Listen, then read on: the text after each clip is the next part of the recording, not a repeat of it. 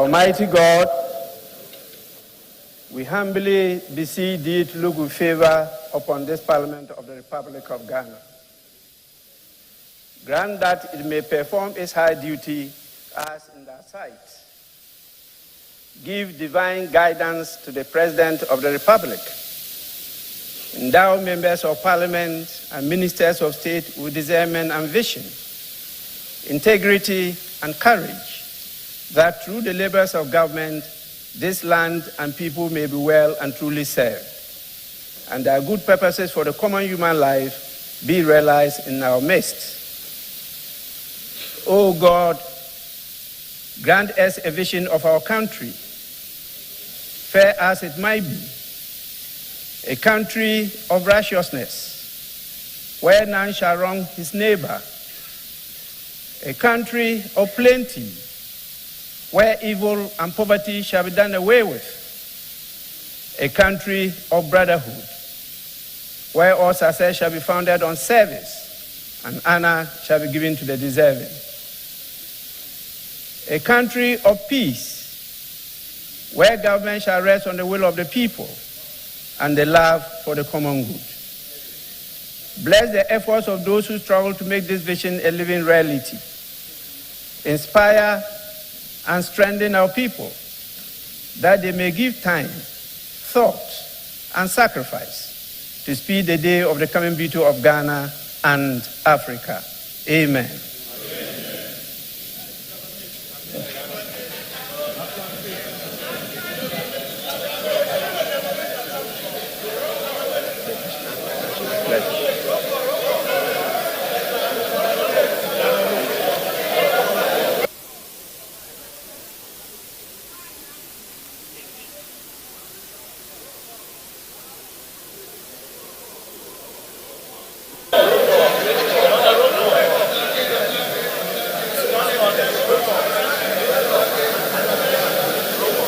Honorable members, the National Pledge.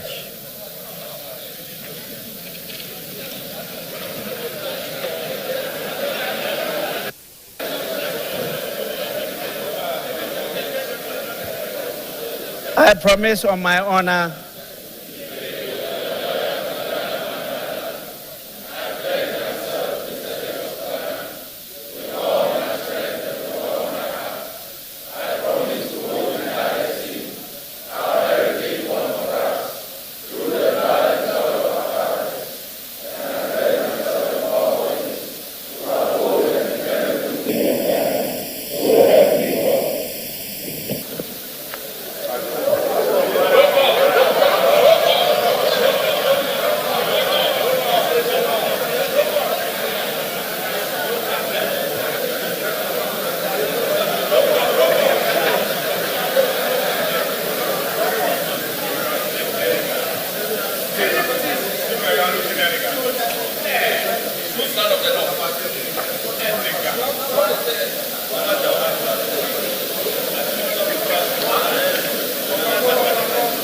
Honorable members,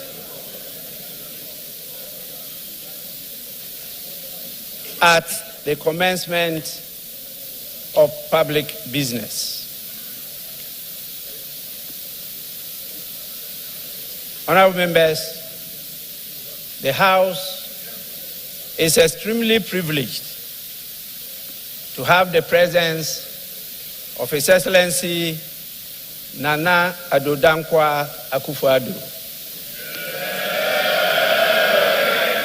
President of the Republic of Ghana and Commander-in-Chief of the Ghana Armed Forces in this August chamber. His Excellency the President is here in accordance with Article 67 of the Constitution of the Republic of Ghana to deliver a message on the state of the nation to this honorable House. On behalf of leadership and all honorable members, it is my privilege and singular honor to welcome His Excellency the President of the Republic to this august House. This is the House of Parliament. This is the House of the people. This is the House of accountability. And this is the House of democracy. Honorable members, before I invite His Excellency the President to deliver the message in the State of the Nation, I want, with your kind permission, to recognize the presence in this chamber of the following distinguished personalities. We have Her Excellency, the First Lady, Mrs. Rebecca Akufo-Addo.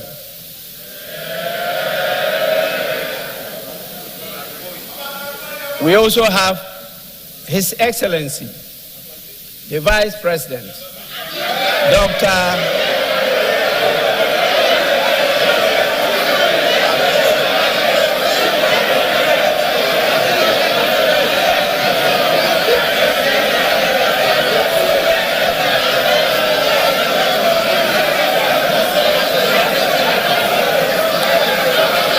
Honorable members,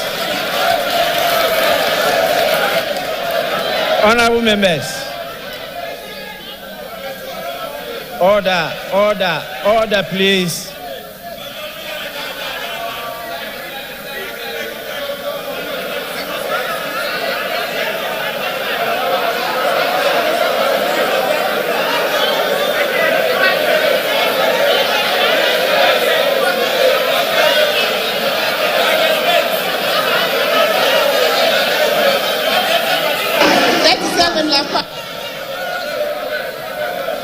Honorable members, we also have His Excellency, the Vice President, Dr.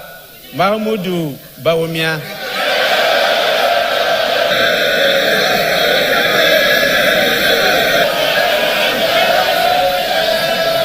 We have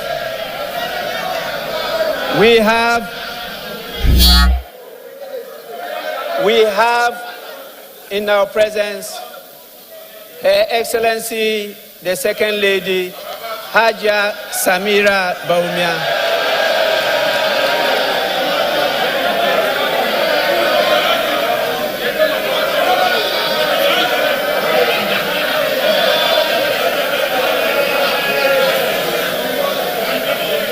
Surely, honorable members, surely we have the spouse of the Speaker, Her Excellency,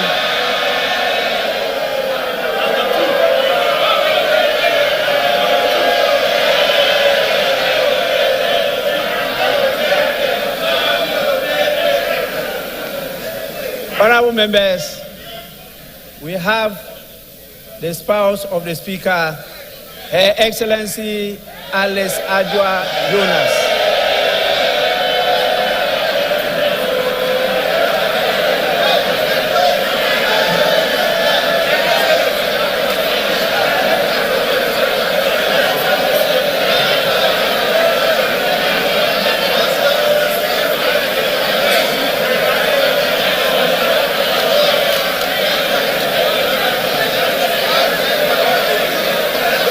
Honorable members, we have Her Ladyship, the Chief Justice, Justice Gertrude Tokonu.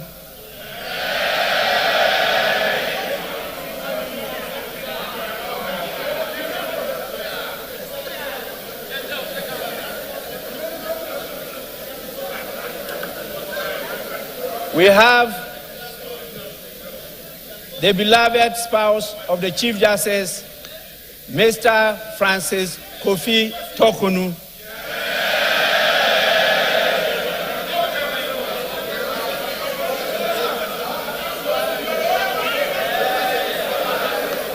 Honorable members, we have our revered Chairman of the Council of State, Nana Otio Sribwa II.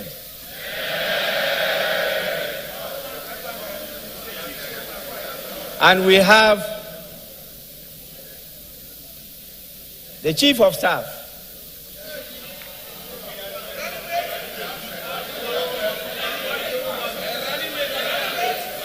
the Chief of Staff, as you all know, is in charge of the whole family of the Right Honorable Speaker, Madame Frema Opare.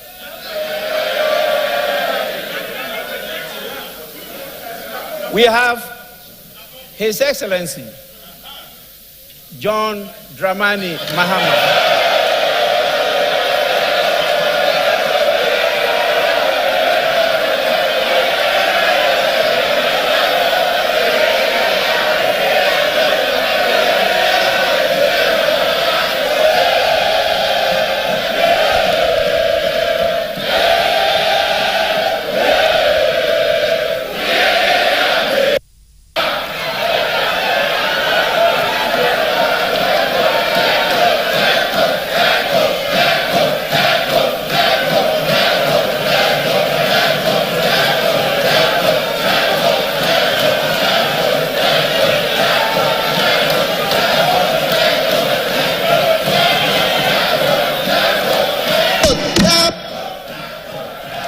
Honorable members,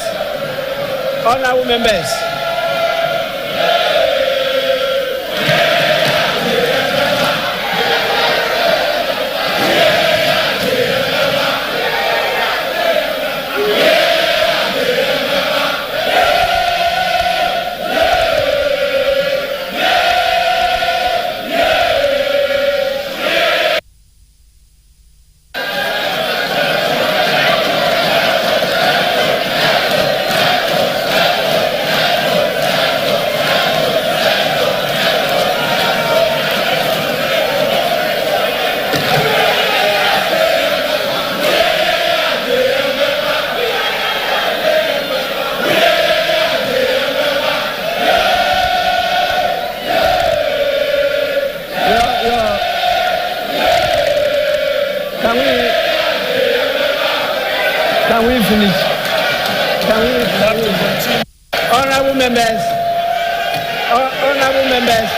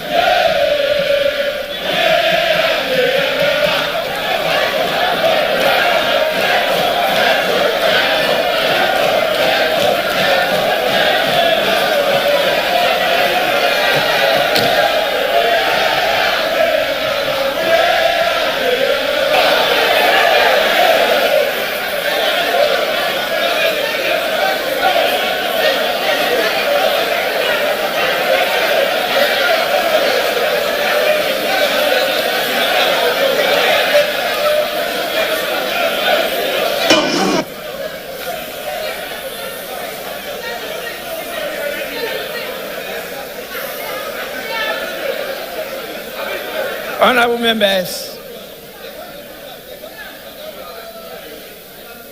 when honorable members, when the speaker is on his feet, everybody else is seated and quiet. That is Parliament. Please. This is the formal sitting of Parliament, and all the rules apply. I will not be tempted, and I resist it, to start enforcing some of the rules. I know this is election year, but my words can deselect a lot of you. So please, my words on this chair can deselect a lot of you. Kindly take note and let's proceed. His Excellency, as I mentioned, is the former President of the Republic of Ghana. We have in our midst Her Excellency Nana Konadu Agyeman-Rawlings,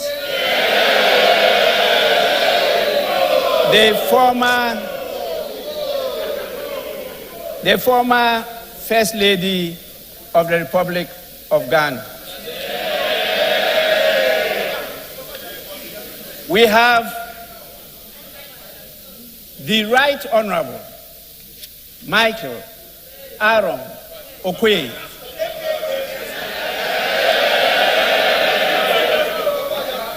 the former Speaker of Parliament, my predecessor.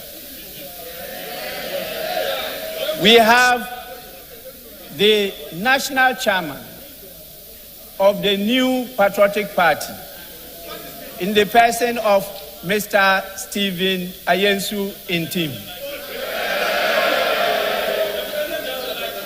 We also have the National Chairman of the National Democratic Congress, Honorable Johnson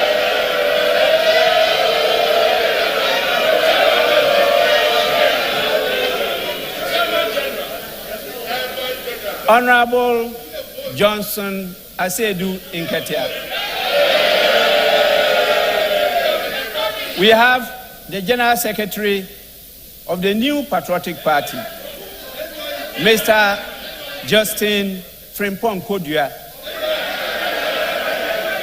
And we also have the General Secretary of the National Democratic Congress, Honorable Fifi Fiave Kweti.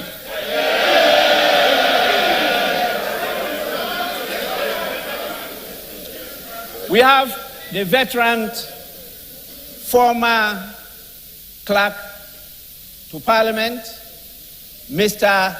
Samuel N. Dakwa. They started it all even before independence.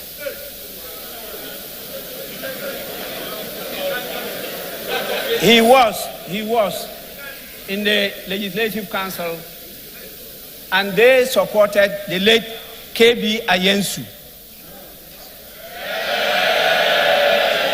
to establish the Parliament of the Republic of Ghana. We have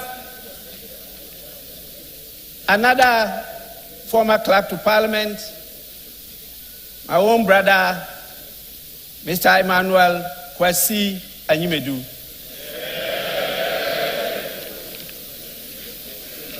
We have the heads of our security agencies and our esteemed chiefs, queens, and queen mothers.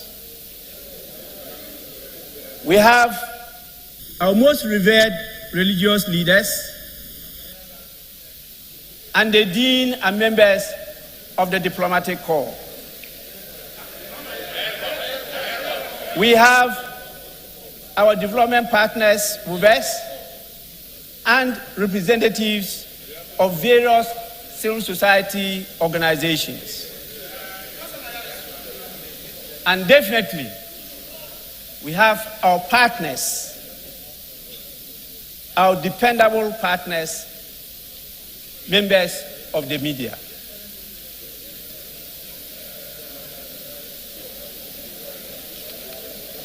Honorable members, with your kind permission, I may have to end here by acknowledging all the dignitaries and distinguished invited guests with us here.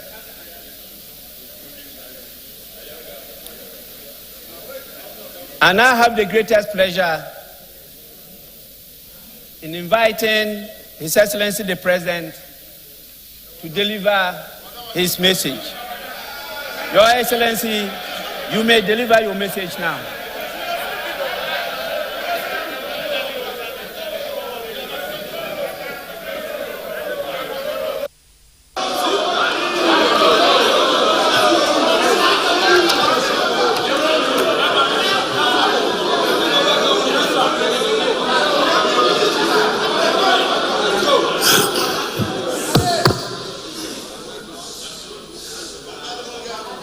Mr. Speaker, it is always exhilarating to be back in Parliament and to discharge the duty in fulfillment of Article 67 of the Constitution of delivering to the House a message on the state of the nation on this occasion for the penultimate time. I have one more still to give.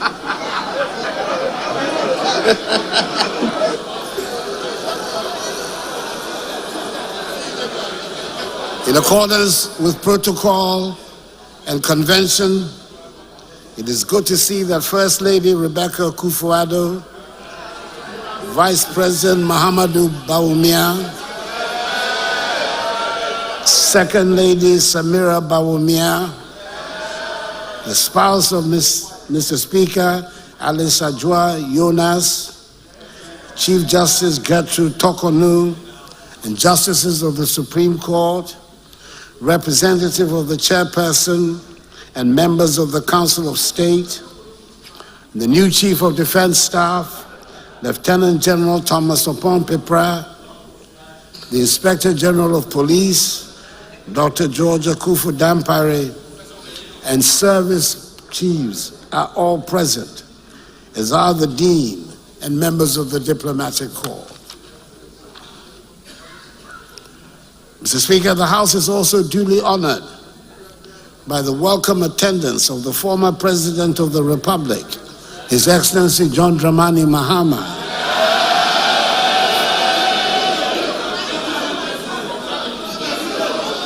and former First Lady, Her Excellency Nana Konadu Agyeman-Rawlings.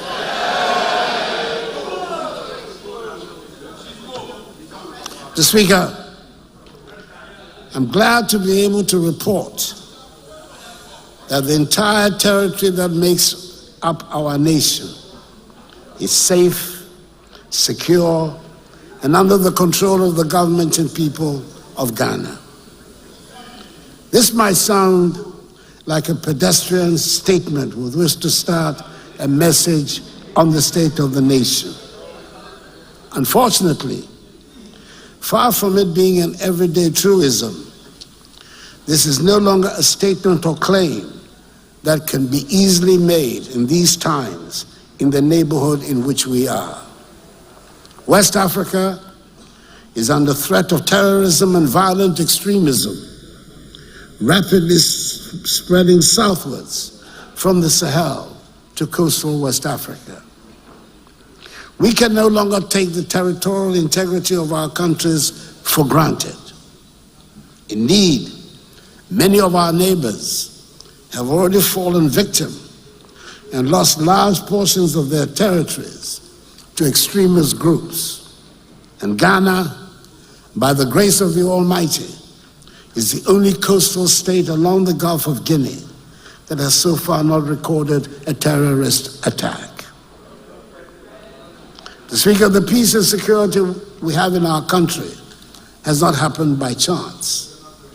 It has taken deliberate policy and planning on the part of government and a lot of hard work and dedication on the part of our security services to keep our country safe and secure. I might add that it has also meant that we've had to spend a lot of money that would have otherwise have been available to spend on many of our development needs. But I believe we're all agreed that the primary responsibility of the state towards its citizens is to provide and guarantee peace and security, and we're doing just that. Since we came into office, we've ensured a significant expansion of the armed forces and all the other security agencies. We're paying diligent attention to their welfare as well. The accommodation and physical environment generally of the security agencies are being improved. We've quickened the pace of the retooling and equipping of the security agencies to ensure readiness towards the emerging security threats. For the majority of us, in our everyday activities, it is the security of our streets and homes and communities that concern us most. We want our children and grandchildren to grow up in a safe atmosphere, and the Ghana Police Service played the lead role in this. Again, government has performed most creditably. The police are much better equipped than they have ever been, and their increased visibility on the streets goes a long way to reassure the community. The changing image of the police is perhaps best exemplified by the dramatic facelift they have given to the frontage of the police headquarters on the Ring Road in Accra. It is beautiful, and I recommend it to all institutions and indeed households. Whilst we're spending time, money, and energy and lives keeping the country safe from external dangers, I must add that it is a matter of great concern that we continue to have so many chieftaincy and land disputes around the country, which tend to be breeding grounds for internal tensions and destabilization.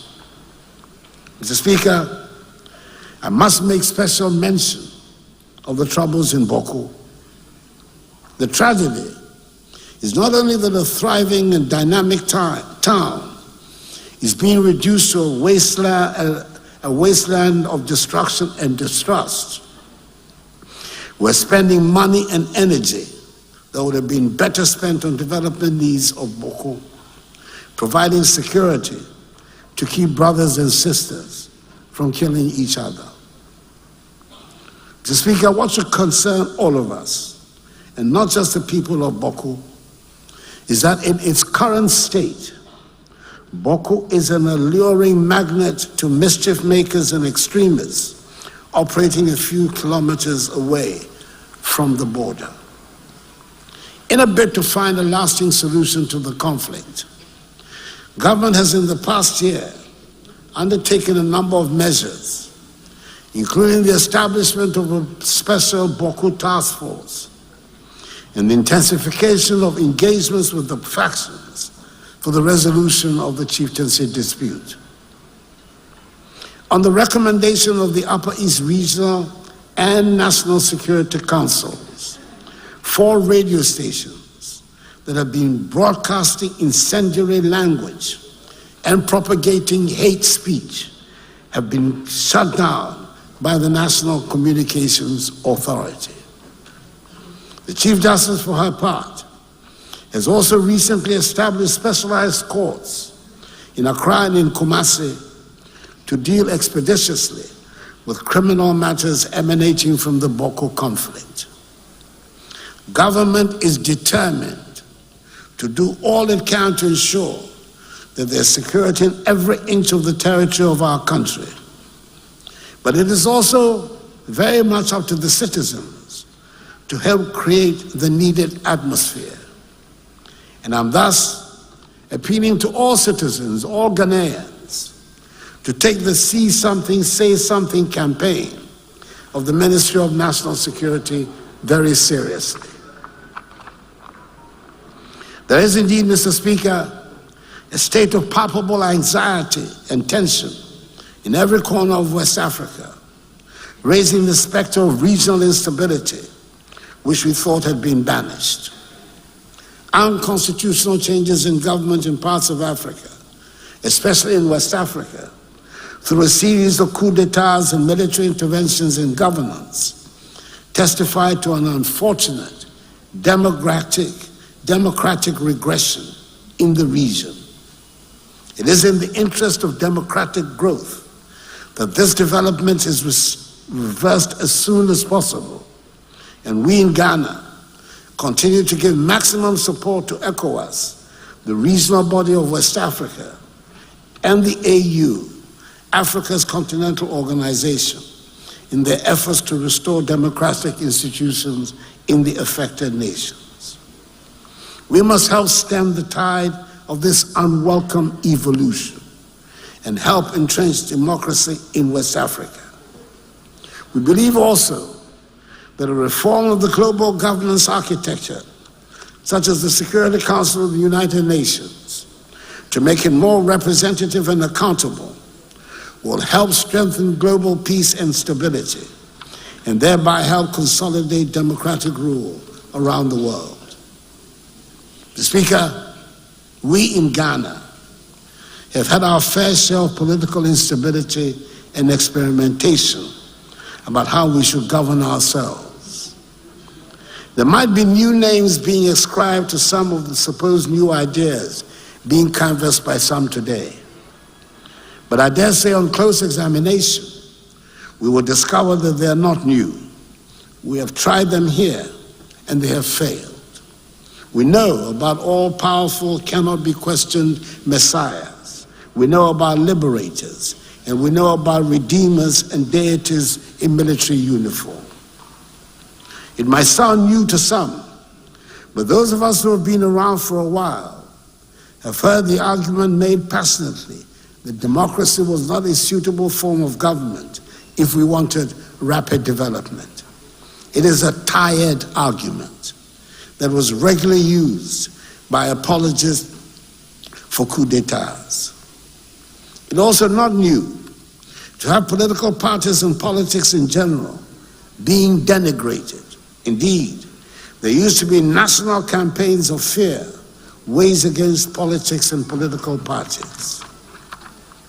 It took time and it took long battles, but in the end, the consensus did emerge, and we opted for a multi-party democratic form of government under the Constitution which ushered in the Fourth Republic. Mr. Speaker, it is not a perfect document. Constitutions do not ever pretend to be, but it has served us well these past 32 years, considering where we have come from. It is a sacred document that should not be tampered with lightly. But I hasten to add, our Constitution did not descend from heaven. We Ghanaians drew it up to serve our needs, and we can amend it to suit our changing needs and circumstances. We should work towards finding a consensus on the changes that the majority of Ghanaians want made to the Constitution. Mr. Speaker, democracies are founded on elections, and the holding of free and credible elections ensure that people have confidence in the government that emerges at the end of the process. The honorable members of this House, who are at the center of it all, know more than the rest of us that this is an election year. The increased decibel level in all communications will ensure that even the most politically uninterested person among us would know that on December 7th, we shall be going to the polls to elect a new president and new members of parliament. A lot of the responsibility lies on the Electoral Commission to put the organization in place that will ensure that we have credible elections. The government is doing its part to make the work of the Electoral Commission go smoothly.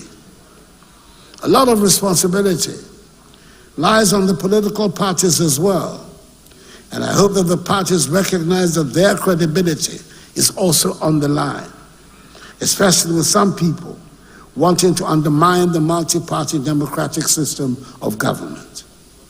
It is up to the parties to demonstrate that competitive elections are an honorable, character-enhancing experience, and that at the end of the process, the loser will congratulate the winner, and the world does not come to an end because an election has been lost. There is nothing inherently dirty or corrupt about politics, and nothing about elections that should generate violence. We who are in politics, and we who are members of political parties, owe it to ourselves, the institutions we claim to belong to, and above all, we owe it to Ghana and the people of Ghana to make politics and elections the serious and joyful phenomenon they should be. In discharging their responsibility, I urge the Electoral Commission to work with the political parties to iron out whatever problems there might be. And I'm happy that the Electoral Commission, after engaging the parties, has shelved plans to change the 7th December date. Politics, after all, has been described as the art of the possible. And if that is what we are engaged in, it should not be beyond us to resolve the problems that come up and concentrate on working to build the happy and prosperous country we want. Government on its part will do what is expected of it to make sure that the reputation of Ghana is not damaged and the free will of the people is manifested at the end of the electoral process. And I want to reassure the people of Ghana that I'll do everything in my power to help ensure the conduct of transparent, free, and fair elections on 7th December.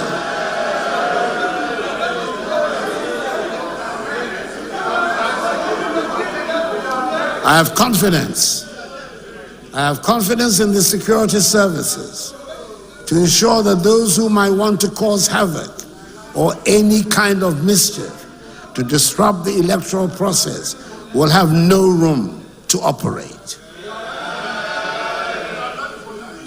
Mr. Speaker, there are amongst us those who, for ideological or other unstated reasons, have never accepted multi-party democracy and therefore take every opportunity to portray the governance efforts in the most disparaging manner. There are also those amongst us who consider the rough and tumble of politics to be beneath them and will not want their sainted images to be soiled by what they term the dirt of politics. Mr. Speaker, we can and we should continuously improve upon the performance of the institutions that hold the state together. But nobody should undermine the integrity of the arms of government for parochial reasons. There is definitely much room for improvement in the workings of the executive arm of government, the judiciary, and our parliament.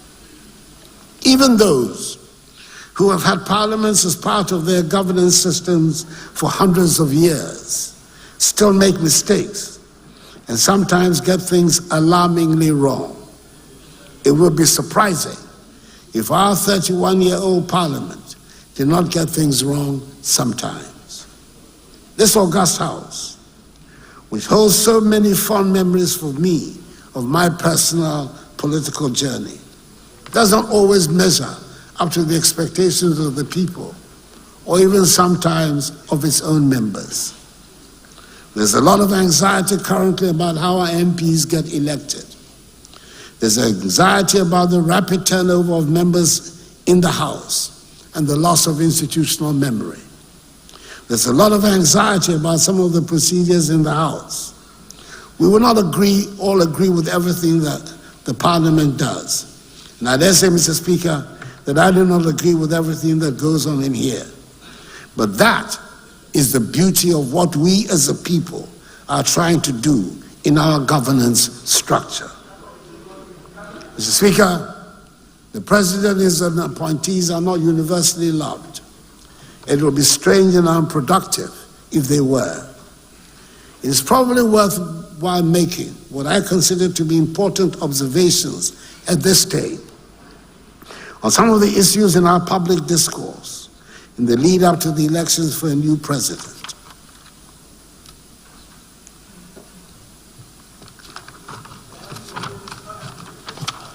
Under the Constitution, the executive power of the state is vested in the President of the Republic. He or she is the executive. There's no ambiguity about where the buck stops when it comes to responsibility for what happens in the government. It stops with the President. He or she has ultimate responsibility. It would be an unwise president that would pretend to have all the answers and refuse the advice of his officials. But the fact remains that the president holds the executive power. The cabinet, the ministers of state, all act ultimately in an advisory manner. Of course, the member of the government might take an idea, be it generated by the president or the official or a committee, and turn it into a huge success, and the honors will be claimed or shared where public perception falls. But ultimately, the president is responsible and therefore takes the credit or the blame for whatever happens in his or her government. Mr. Speaker, let me make a second point. The programs that come from the executive benefit from the rigorous public examination and debates to which they are subjected. We all now take for granted and sometimes even bemoan the vigorous media and civil society organization scrutiny that characterize public discourse. It gives me quite satisfaction and great pride to hear young Ghanaians today who believe that criticizing the President of the Republic and challenging government proposals are normal, regular activities. Some of the young people listen with incredulity when they hear about a Ghana that was once without private radio stations, and people had to tune into foreign stations to hear critical and opposition voices. Today, there are some 550 radio stations in operation in this country. In spite of all its shortcomings and difficulties, the people of Ghana have shown admirable commitment to multi-party democracy and have not fallen for the instigations to resort to the violent overthrow of an elected government. The past 32 years of the Fourth Republic have witnessed the most sustained period of stability and economic growth in our country. And we should be proud of what we have achieved and seek to protect and build on it. And that is why the theme for the 67th Independence Anniversary celebration on 6th March in Akufo-Addo is Our Democracy, Our Pride. Mr. Speaker, I'm pleased to report on the progress we're making in the administration of justice. This past year, a total of 76 judges and magistrates were appointed. They comprise the new Chief Justice, 2 new Justices of the Supreme Court, 23 new High Court judges, 29 Circuit Court judges, and 21 new magistrates.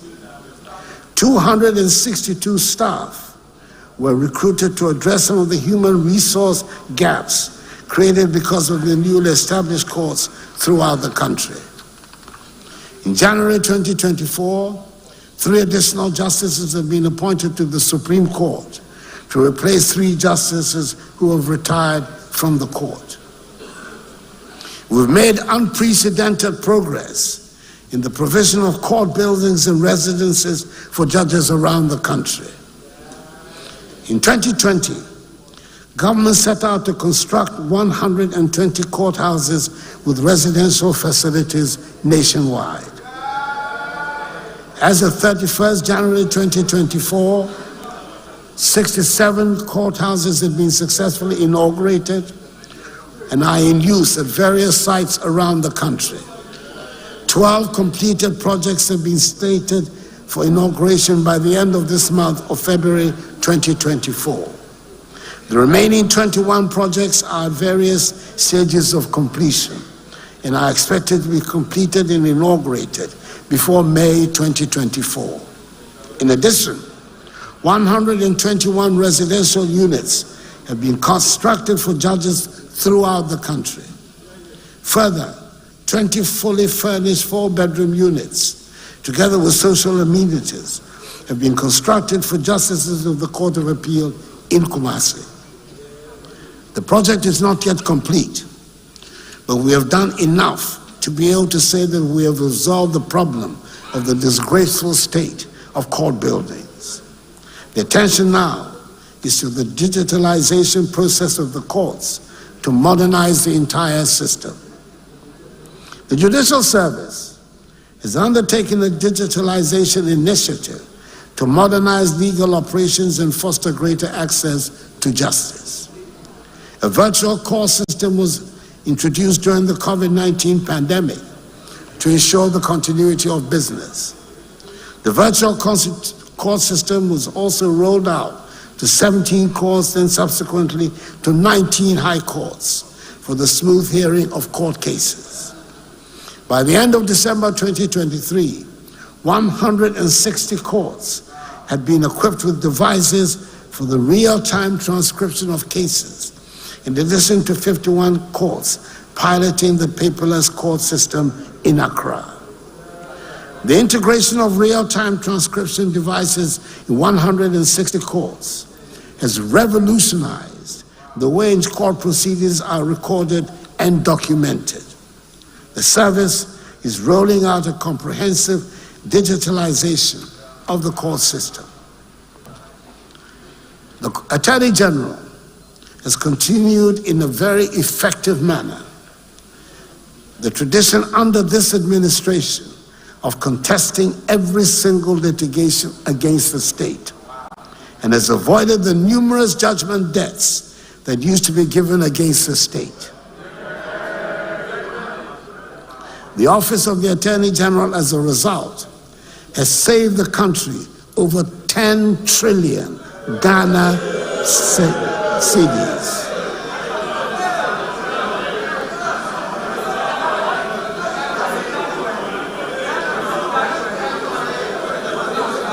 All the evidence is there.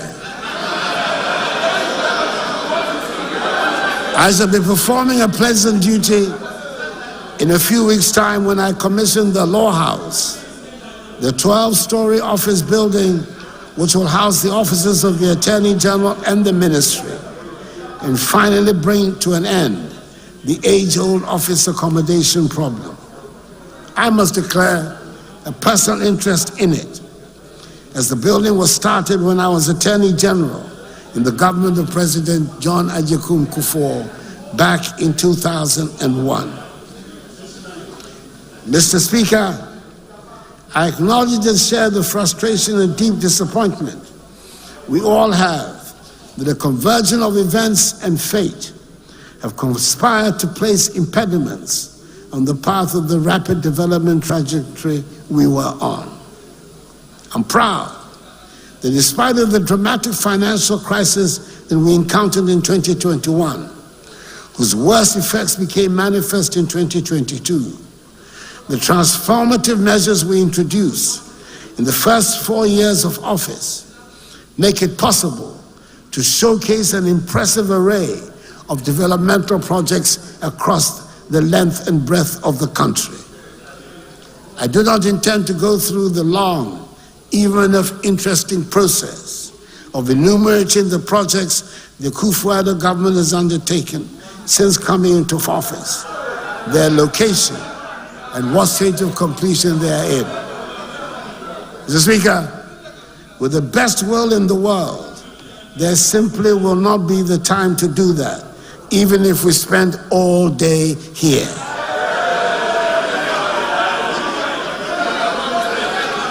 It will be recalled that last year, during the message on the state of the nation, faced with a similar problem about road projects, I came to the House armed with a fat book that had the details of the road projects around the country, and all honorable members were given copies to go through at their own leisure.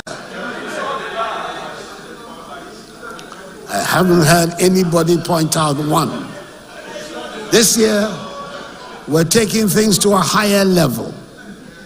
This government, after all, is the digitalization government. And the man who has led the entire digitalization process these past 7 years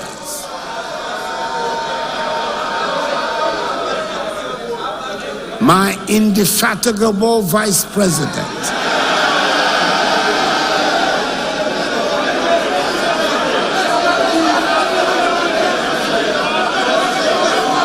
Dr. Mahamadou Bawumia, Dr. Digitalization, the MPP's excellent presidential candidate for the 2024 election,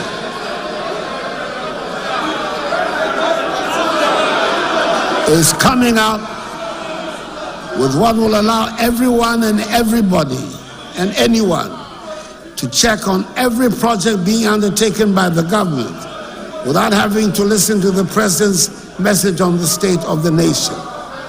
We are calling it the performance tracker. You can check and satisfy yourself about the status of the projects and their location. And you could stop by and make a physical inspection if you were so minded.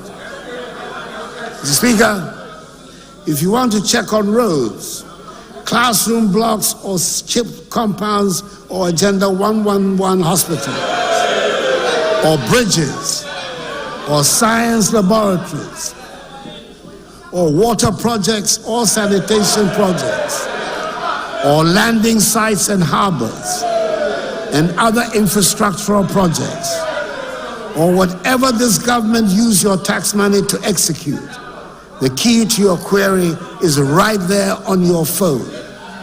Mr. Speaker, the performance tracker will be formally launched in March, and I'm offering it as the device which will help bring accountability into your hands.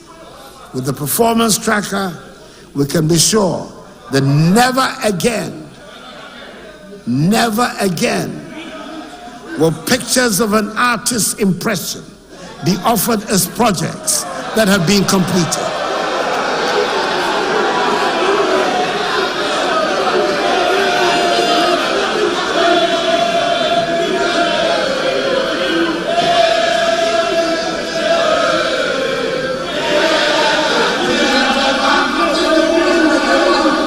I'm able to recommend the performance tracker in the sure knowledge that the Akufo-Addo government has done more in education in terms of student enrollment, teacher training and employment, provision of infrastructure than any government. We have similarly done more in health, agriculture, security, roads, railways, tourism, digitalization than any other government. Thanks to the performance tracker, the president no longer has to go through lists.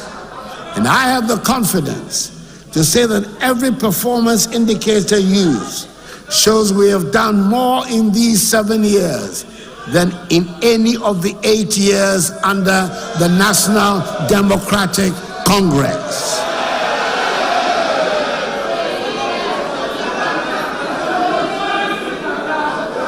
Indeed, Mr. Speaker, on coming into office 7 years ago, my government took the decision, as we promised, to modernize and formalize the economy through digitalization. In this regard, we have embarked on one of the most far-reaching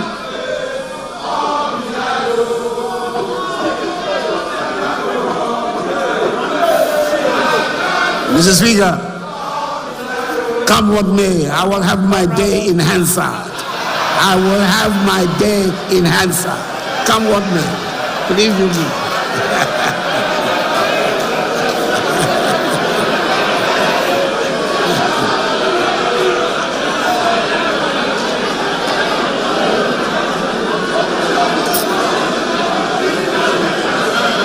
Indeed, Mr. Speaker, on coming into office 7 years ago, My government took the decision, as we promised, to modernize and formalize the economy through digitalization. In this regard, we have embarked on one of the most far-reaching digitalization exercises in Africa.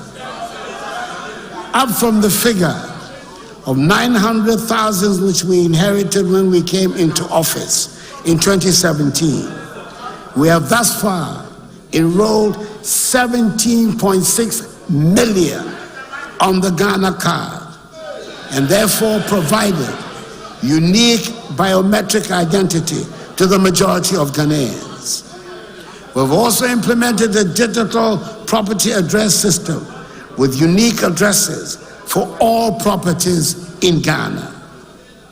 Furthermore, through the implementation of mobile money interoperability, we've also provided access to financial services for adult Ghanaians through mobile money accounts that are interoperable with bank accounts. Ghana is now ranked #1 in Africa in terms of access to financial inclusion.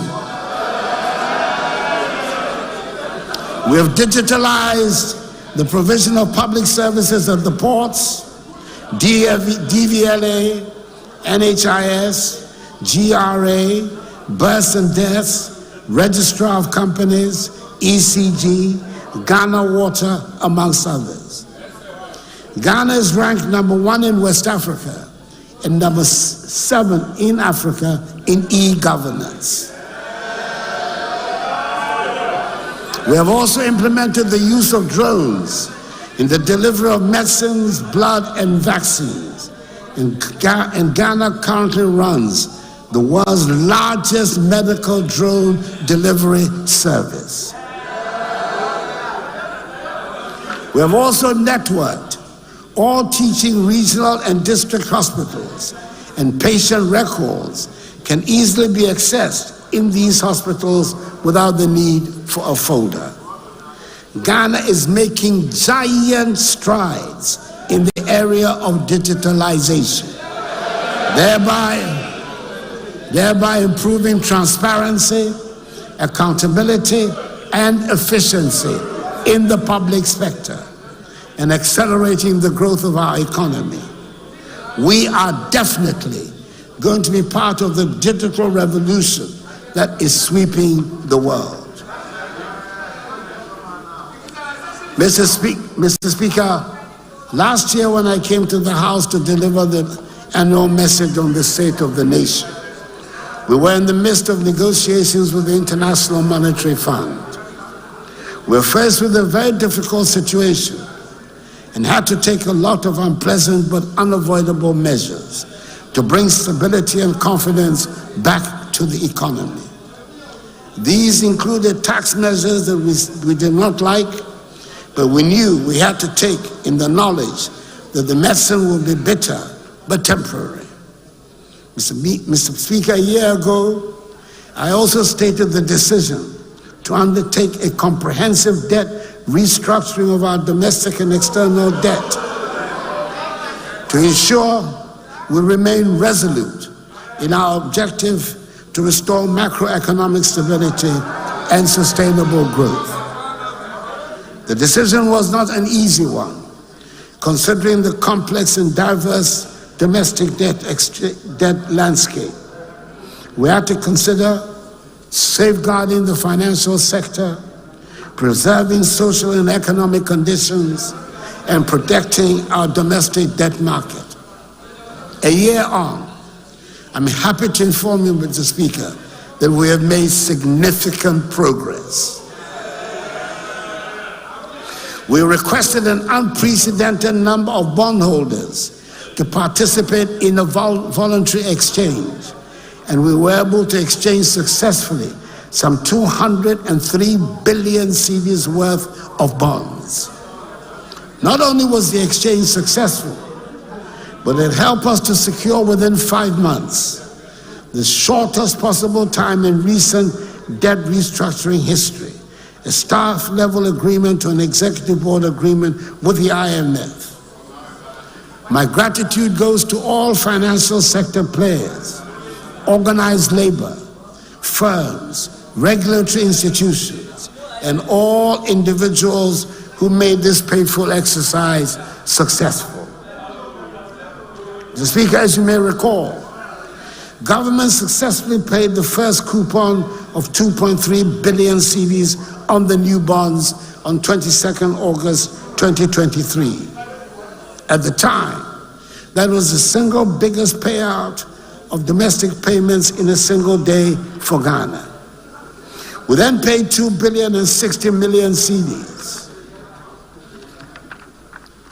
for the last leg of the domestic debt exchange on 5th September 2023. A week ago last Tuesday, on 20th February 2024, the second coupon of 5.8 billion cedis was paid to domestic bondholders. This is the largest coupon paid in a day in Ghana's history.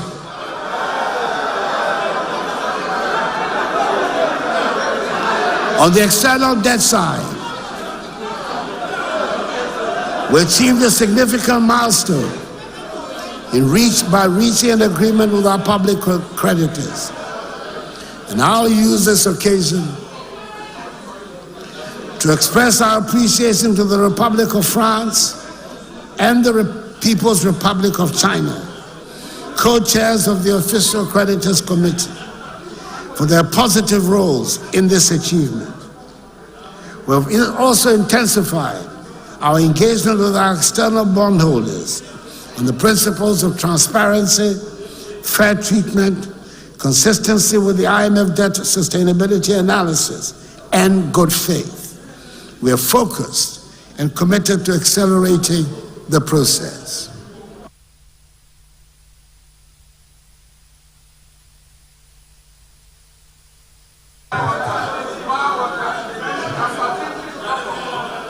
Mr. Speaker, we're committed to concluding the external debt restructuring process as soon as possible, so we move past the crisis. This will enable us to complete substantially projects that have been constrained due to financial challenges. In the meantime, some of the priority projects have been transferred onto the GOG budget with the same fiscal space to ensure their completion. This will enable the Kumasi International Airport, with some 98% complete, to be completed by May. Other projects like the Akufo-Addo Teaching Hospital, CATH, maternity block in Kumasi, the Takoradi Interchange, the Bechebi-Lamte Interchange in Accra, the University of Environment Sustainable Development Project at Bunso in the Eastern Region, Phase 2 of the construction of roads in Tamale, and the construction of the 84-kilometer railway line between Tema and Nakosombo would also be completed. Mr. Speaker, I'm happy to announce that an alternative source of funding has also been secured for the reconstruction and completion of La Hospital project as a fully functional modern hospital with the necessary equipment for diagnosis and treatment. The contractor has been paid an advance mobilization of 15%, representing some 7.5 million United States dollars, and work has begun. The project commenced effectively in January this year and will be completed in 28 months. Mr. Speaker, it is important to underline that the recent change in the leadership of the Finance Ministry will not affect government's determined commitment to implementing the terms agreed with the IMF to ensure that we restore the economy to healthy growth as soon as possible. Indeed, the macro economy was much stronger at the end of 2023 than in 2022. Inflation, which peaked at 54.4% in December 2022, has reduced to 23.5% in January 2025. Real GDP growth for the first 3 quarters of 2023 averaged 2.8%, higher than the targeted growth rate of 1.5% for 2023. The CD has been largely stable since February 2023, with a cumulative depreciation of 9% between February and December 2023. Gross international reserves reflected a significant buildup of over 5.9 billion United States dollars, enough to cover 2.7 months of import of goods and services. The current account turned positive at 1.4% of GDP at the end of September 2023, from negative 2.1% at the end of December 2022.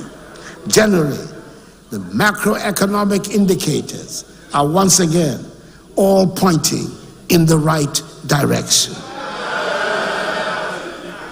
I should point out that in all our discussions with the fund, a paramount consideration has been to ensure that the poor and vulnerable do not bear the brunt of the sacrifices that have to be made. Programs like LEAP, school feeding and capitation grant have been protected and indeed enhanced. Mr. Speaker, right from the start of this government coming into office, we have sought to place the maximum effort on the education and training of the youth as the base for building the prosperous nation we seek. A foreign statesman once posed the question, and I quote, "Why am I the first member of my parliament in 1,000 generations to have gone to the university?" Unquote. In the past 7 years, I've met many people, young and old, across the country who have told me about the first person in their families, in their communities, to have gone to senior high school. They might well ask the question, why are they the first boy or girl in their family to have gone to senior high school? The answer is not far-fetched. Not being able to go to secondary school for lack of money was so widespread an accepted phenomenon that it led to some people thinking senior high school was not meant for them or their children or for people from their village. And therefore, a child in the family finishing junior school and moving on to senior high school was simply not factored in their expectations. Mr. Speaker, free SHS might be labeled by its distractors as a mere political slogan that must be demonized, but it is in fact a transformative program that has broken myths and liberated minds. It is humbling on one hand and frightening on the other to think of the sheer number of talents the free SHS has unearthed that would otherwise have ended their formal education at BECE. I know we will get more engineers, doctors, architects, scientists, writers, and poets out of the increased numbers of those attending senior high school who will go into further education. Even if they stop at high school, at senior high school, imagine what 1 million more secondary school educated young people will do to our self-confidence and the value of our workforce. That alone makes free SHS worthwhile. I'm proud that the MPP government under my leadership has been able to bring this transformative policy into our educational system.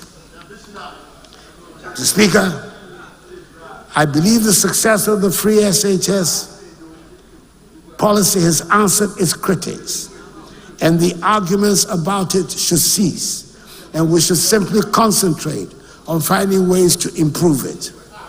I'm particularly glad that the fears about lowering of standards have been allayed. Refreshingly, we witnessed through the 2023 batch of free SHS students the best waxy results in over a decade.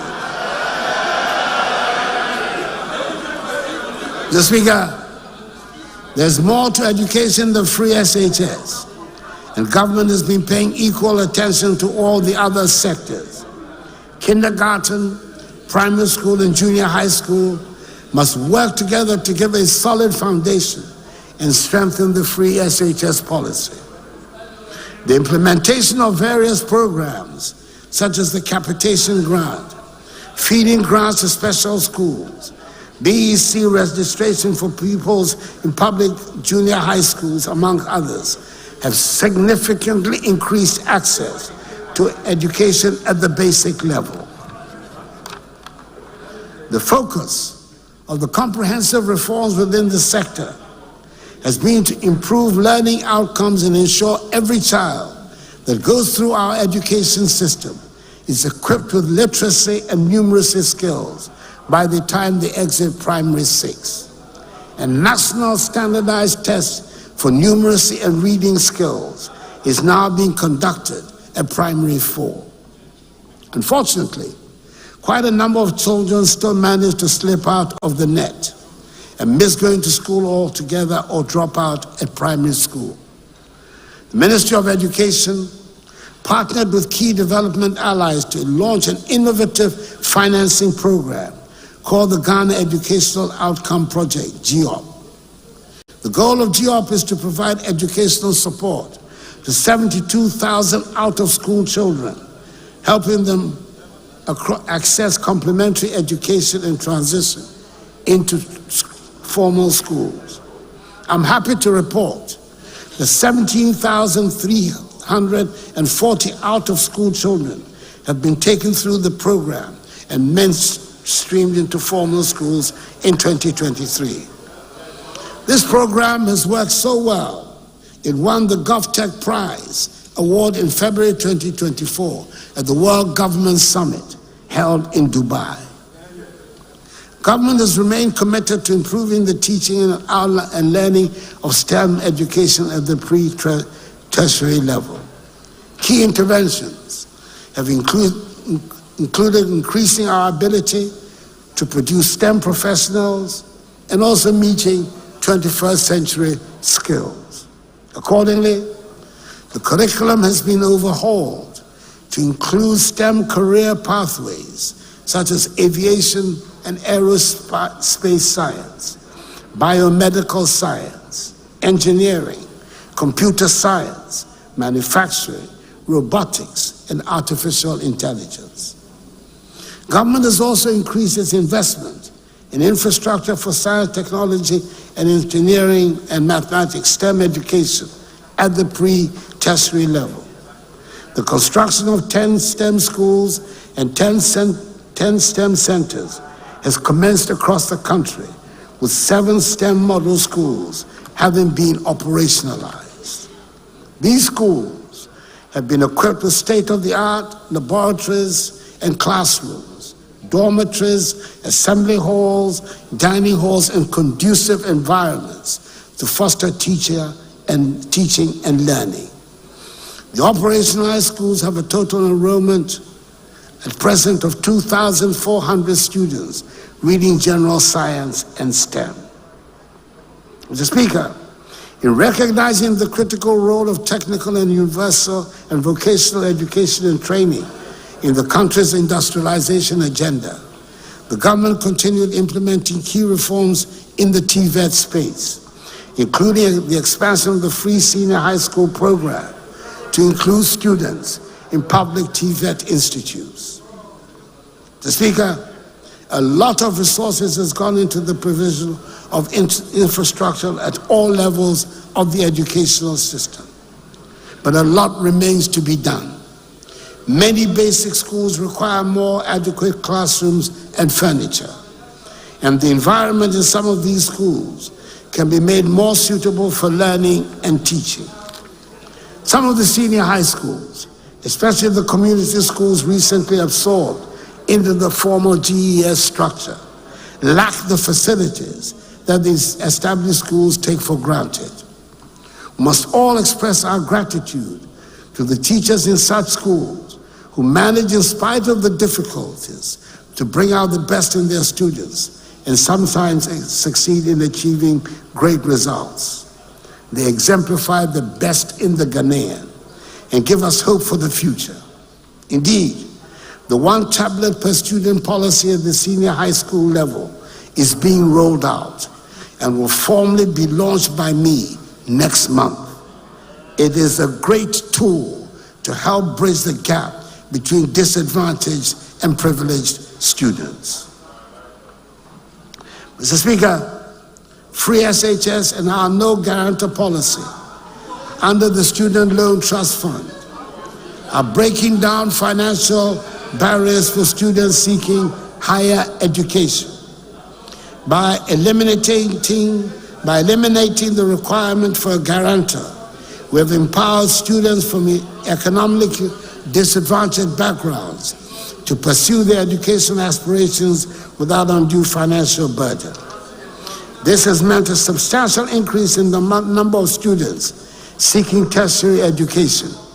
And it is in response to this increase, the government has decided to establish 4 new universities in Mampong in the Ashanti region, Akrodea in the Bono region, Bonsu in the eastern region, and Kintapo in the Bono East region, and expand the facilities in existing ones. We're pursuing interventions towards achieving by 2030 the 40% gross tertiary enrollment ratio, up from the current level of 18.8%, as well as the 60-40 science to humanities ratio from the current one of 40 to 60, as captured in the Education Strategic Plan of 2018 to 2030. Mr. Speaker, between 2012 and early 2017, there was nothing more demoralizing than the phenomenon we called doomsday. It was symptomatic of a dysfunctional system, and it caused widespread depression amongst businesses and households. After that experience, my government was determined that doomsday would not be inflicted upon Ghana and Ghanaians under an MPP government. Shouts will not wish doomsday away in our history. It will not.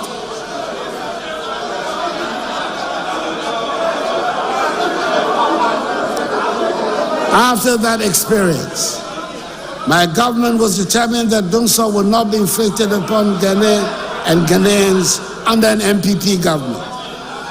And I'm glad to be able to say, so far, so good. We've managed to keep the lights on these last 7 years, even in the midst of a financial crisis. We've managed the NFT sector with discipline and expertise to avoid a repetition of the hardships inflicted on Ghanaians some years ago. Furthermore, through determined, skillful negotiation, we have been able to reduce considerably the energy sector debt that we inherited. Indeed, the government negotiating team carried out a successful reconciliation exercise with the IPPs and ECG, which established that the IPP arrears position was not the $1.6 billion that had been previously reported in the media, but was actually $1.2 billion. That is savings of some $400 million.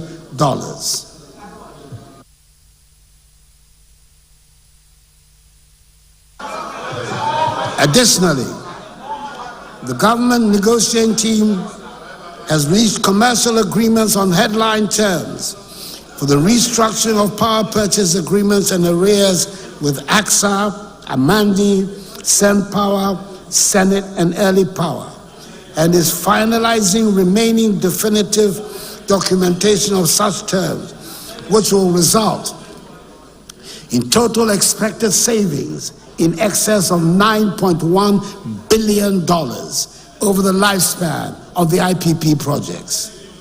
In the meantime, ECG has been able to secure a fixed monthly energy purchase price with all the IPPs.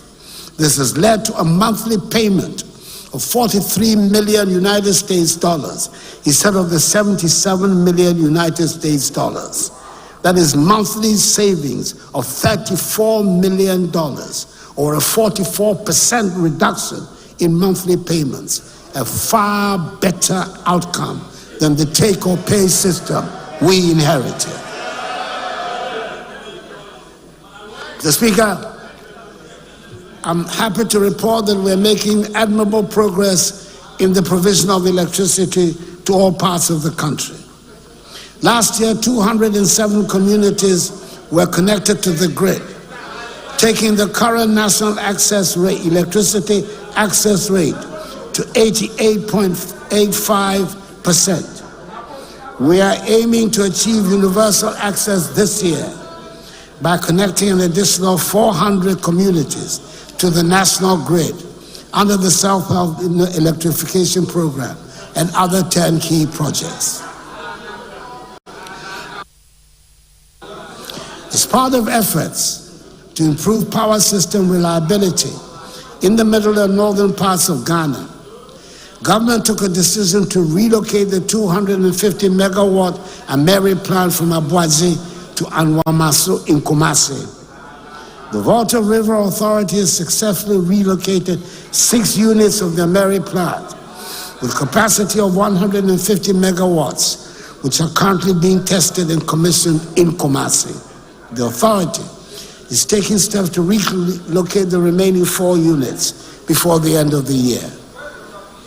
Mr. Speaker, we're also making steady progress in our commitment to increase the component of renewable energy to our energy generation mix.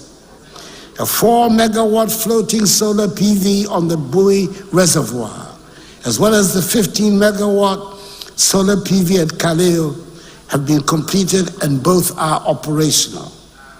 They have contributed to increasing our share of solar energy in the generation mix to 3.2%. A 100 megawatt solar PV is under construction at Bui, as is the mini-grid electrification program ongoing in the Adan East District, all of which will help us attain our target of 10% renewable energy in our generation mix by 2030. Mr. Speaker, furthermore, we have committed ourselves to the development of nuclear energy for peaceful purposes.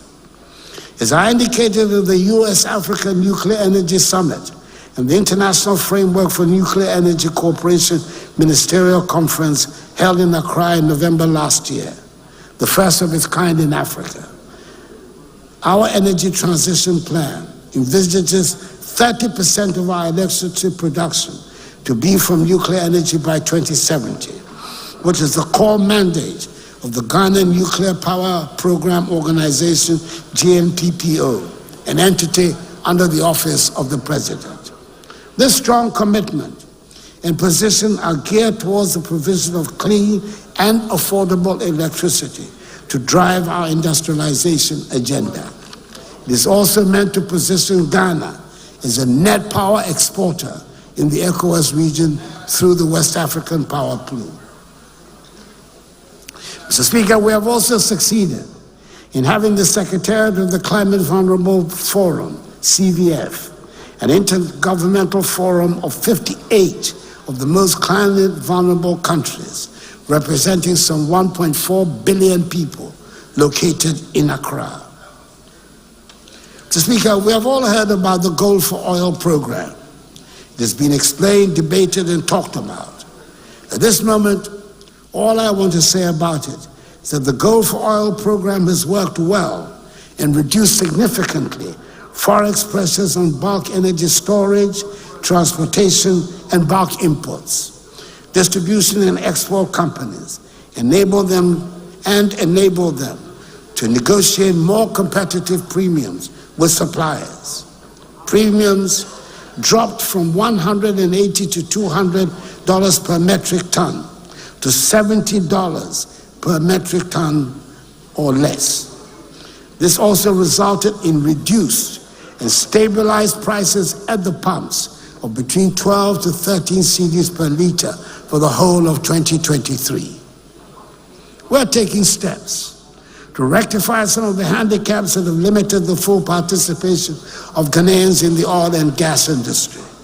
For years, the well-paid jobs in the industry were taken in exclusively by foreign nationals because we did not have people qualified in these fields.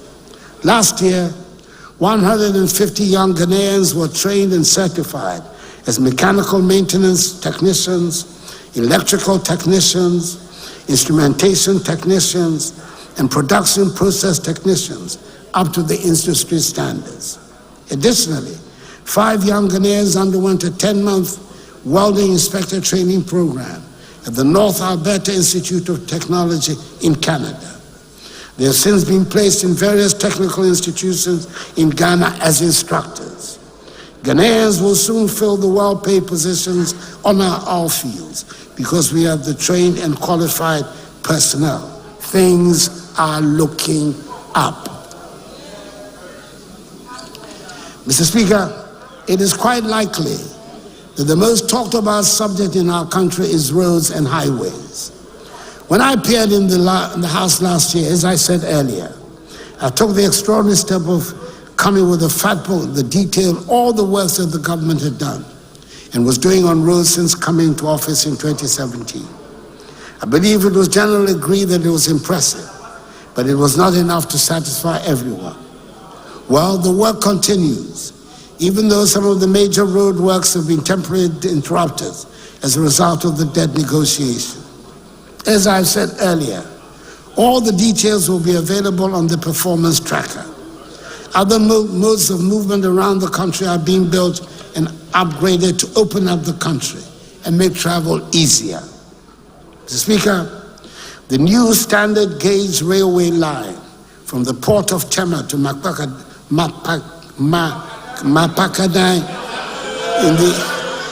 in the Asurjaman district, of the Eastern region, covering a distance of some 100 kilometers, is at the final stage of completion.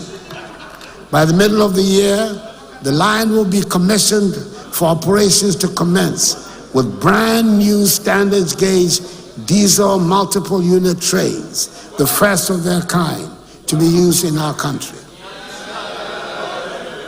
It is worth mentioning that a rail bridge is being built across the Volta as part of this railway line.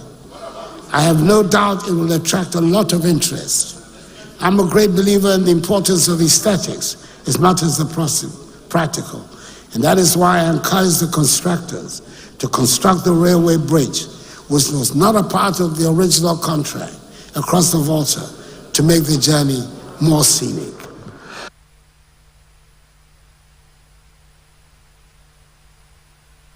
Nearly made me choke on my glass of water. Extraordinary statement to make.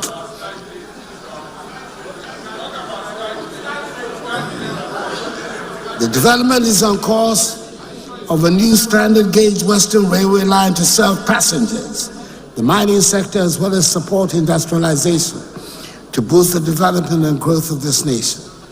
The plans for the extension of the railway line to Paga might not materialize during the rest of my administration, but I'm sure they will not be abandoned. Mr. Speaker, there's no argument that food self-sufficiency is the basic requirement for national security and the foundation for building a prosperous nation.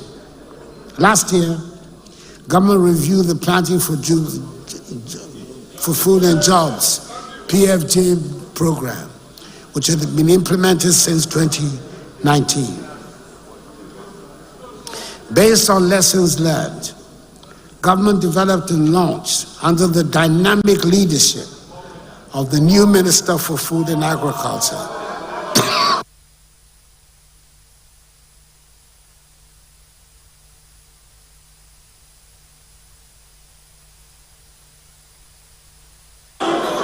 everybody who knows me knows I don't drink alcohol.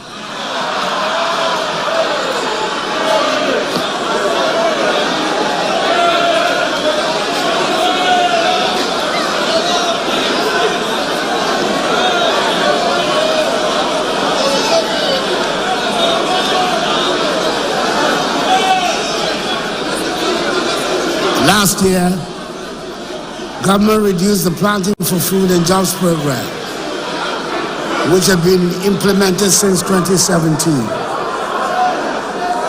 Based on lessons learned, government developed and launched under the dynamic leadership of the new Minister for Food and Agriculture, the second phase of the PFJ.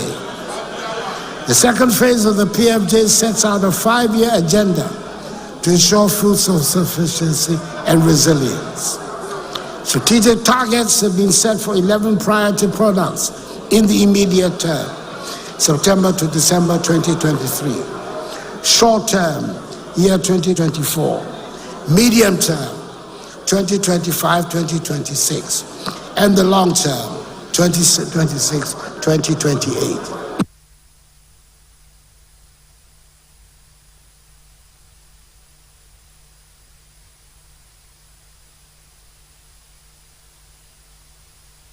The selected products are maize, rice, soybeans, sorghum, tomato, pepper, onion, cassava, yam, plantain, and poultry. So I'm happy to report the production estimates for these priority products reveal that the planned targets for the year have been exceeded for all the products except poultry.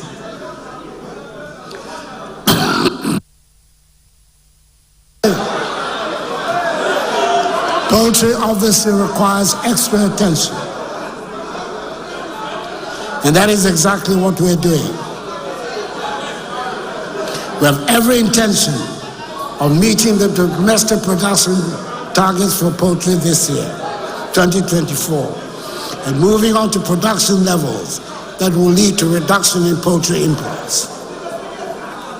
We envisage a vigorous cooperation between government and the private sector to achieve the set target. Mr. Speaker, the surest way of making agriculture attractive to young people is to take the drudgery out of farming. And government is continuing to make agricultural machinery and equipment easily available. Under the third and final tranche of the Brazil More Food program, tractors with accompanying implements, power tillers and with accessories, maize shellers, units of combined pharmacies, and rice millers have been distributed to farmers, processors, and mechanization service providers on hire purchase agreement. This year, under the Indian Exim facility, tractors with matching implements, planters, boom sprayers, combine harvesters, and corn pickers will also be made available. Mr. Speaker, having determined that large-scale commercial farming is the easiest way to achieve our set goal of food self-sufficiency, government under the second phase of the PFJ will establish agricultural zones as a complementary initiative to address the issue of access to large tracts of agricultural land, to drive sustainable and commercially oriented agriculture. This will significantly expand Ghana's productive capacity in products such as rice, soybean, maize, and tomato. Indeed, between 2021 and 2023, rice imports fell by some 45%. In 2021, rice imports amounted to 805,000 metric tons. In 2022, 650,000 metric tons. And in 2023, 450,000 metric tons.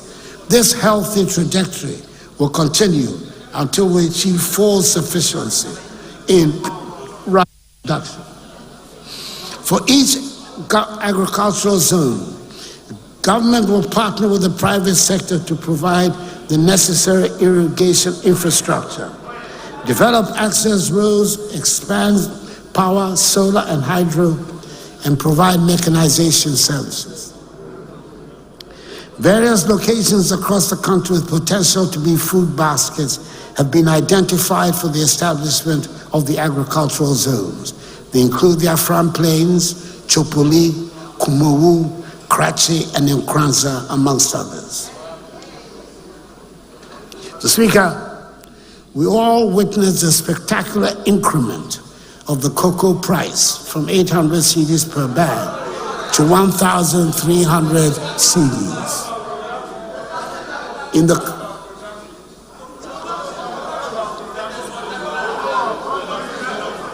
To 1,300 cedis per bag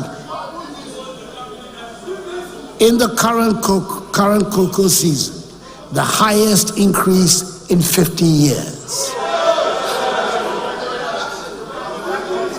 With the current trend of the world cocoa price, cocoa farmers can be sure that I will do right by them in the next cocoa season.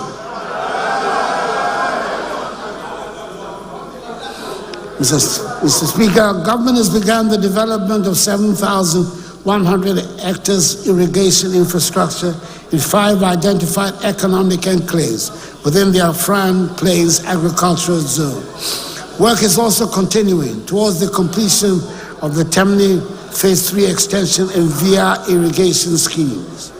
This will make additional 1,150 acres of irrigable land available for cultivation of rice and vegetables. The Ghana Irrigation Development Authority will continue with the development of small earth dams in the northern, upper east, upper west, northeast, and savannah regions to support the One Village, One Dam initiative.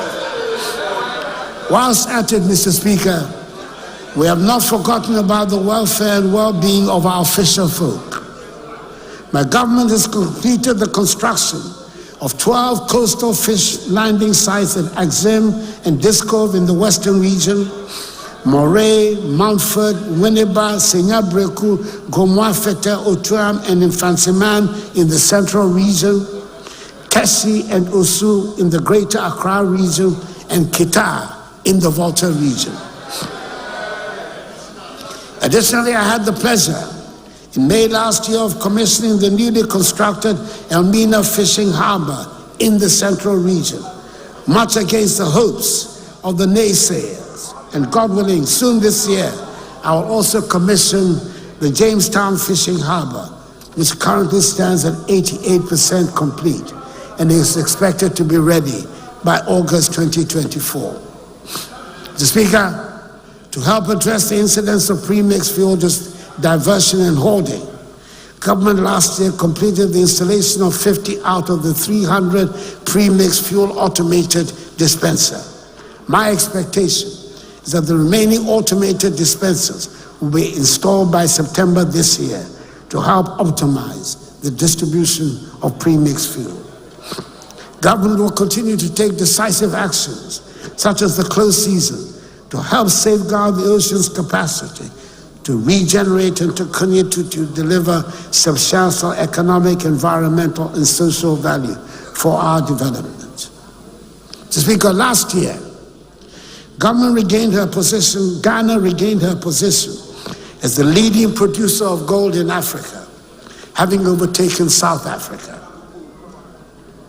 Our gold production reached an unprecedented 4 million ounces, according to preliminary reports. This is as a result of the progressive policies we have been implementing, which have led to the revival of dormant mines like the Obuasi and Bibiani mines and the expansion of existing ones. The reduction in withholding tax on unprocessed gold by small-scale miners from 3% to 1.5% has resulted in some 900% increment in gold export from the small sector over the last 2 years. Leveraging on these resources, we introduced the innovative gold for oil policy, which accounts for some 30% of our total crude oil consumption.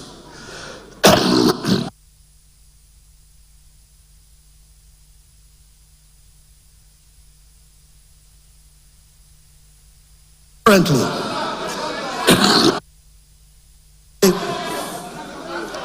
3 large-scale mines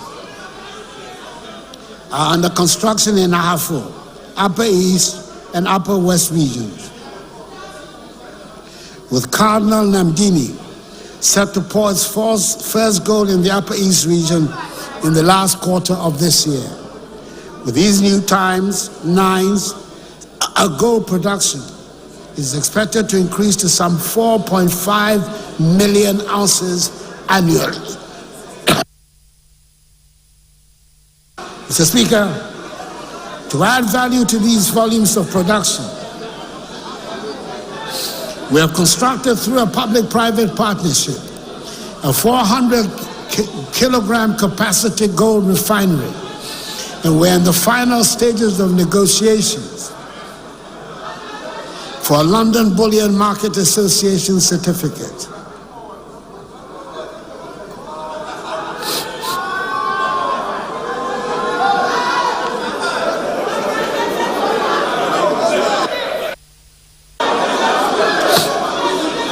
For our green minerals, including lithium,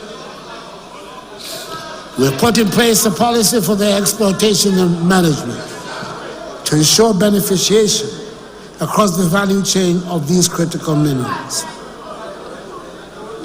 The Speaker, as it has been widely reported, Newman Corporation, the world's largest gold producing company, which operates 2 huge mines in our country and is constructing a third, has announced its intention to sell its Achim mine in the eastern region, the 3rd largest mine in the country, which produced some 420,000 ounces of gold in 2022. As part of government's policy to modernize the mining sector, to indigenize the mining sector, we will engage with Newmont to give priority to Ghanaian investors who will want to acquire this mine to ensure that our mineral resources better benefit the Ghanaian people. The Speaker, we continue to work to ensure the protection of our forests and wildlife resources while reclaiming degraded forests.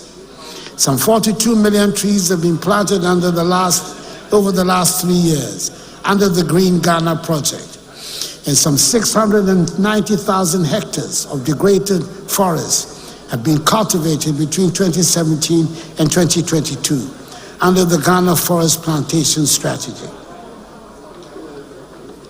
Mr. Speaker, the main cornerstone of our move towards the industrial transformation of Ghana is the One District, One Factory policy, this government's iconic flagship initiative. It demonstrates how government can stimulate and incentivize the private sector to expand and diversify manufacturing across the country by harnessing locally available raw materials. It is significant to note that within the relatively short span of 6 years, government has directly intervened to stimulate interest in and support many private sector business promoters to make significant investments in manufacturing under the One District, One Factory program.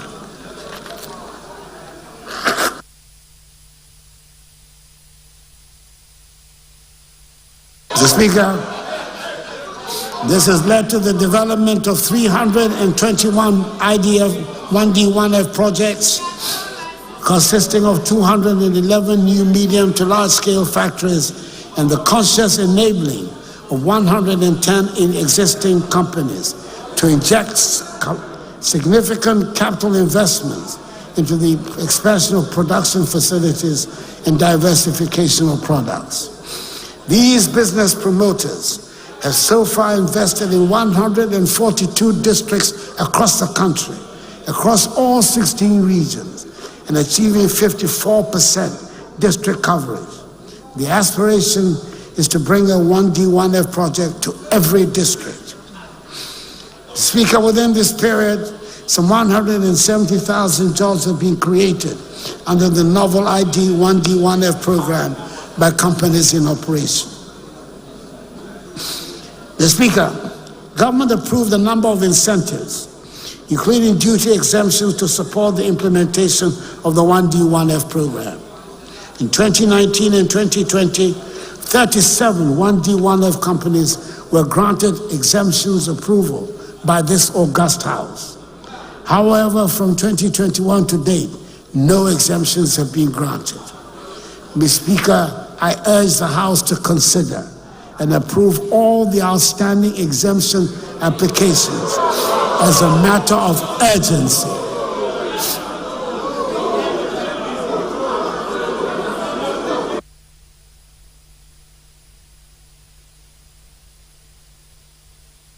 To send positive signals to the business community. The exemptions law that you have passed provides for such exemptions under existing laws. Mr. Speaker, the other initiative aimed at stimulating industrial growth that we have been actively promoting is automotive assembly and component manufacturing. It is universally recognized as a key strategic sector for stimulating industrial transformation.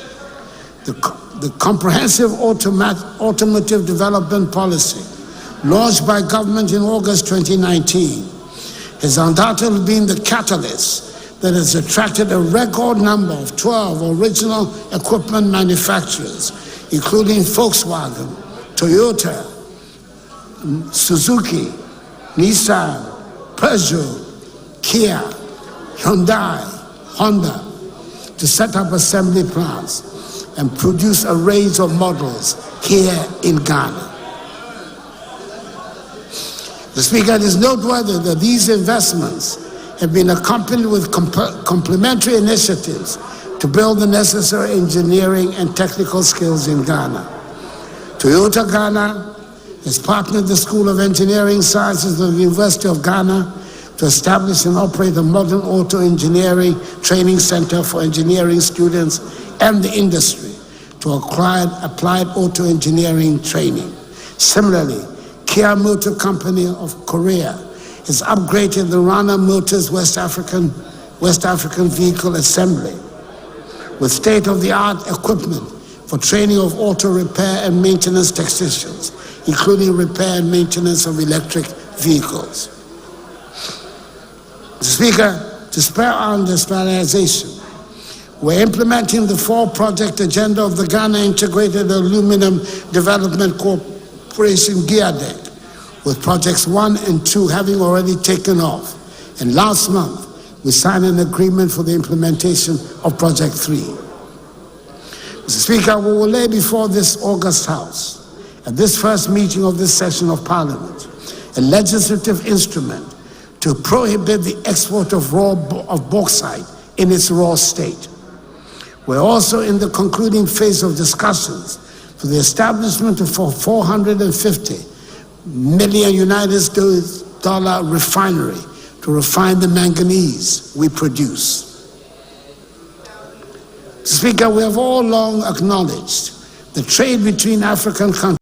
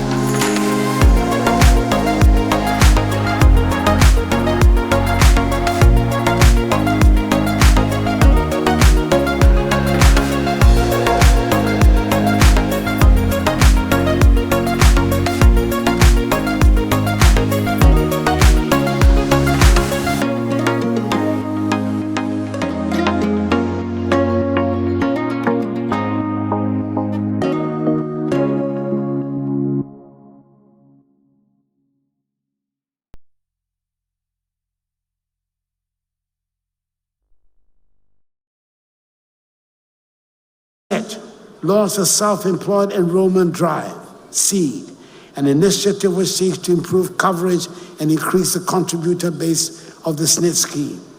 Since the launch of the SNID initiative, some 600,000 self-employed persons have been enrolled onto the program and now have some form of social security cover.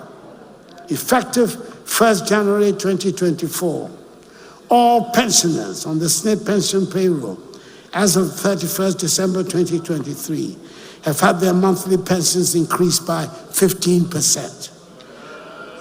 This translates to 10.05% of effective increase for the highest earning pensioners and 36.37% effective increase for the lowest earning pensioners. The 15% indexation rate will result in an additional expenditure of 697 million cedis.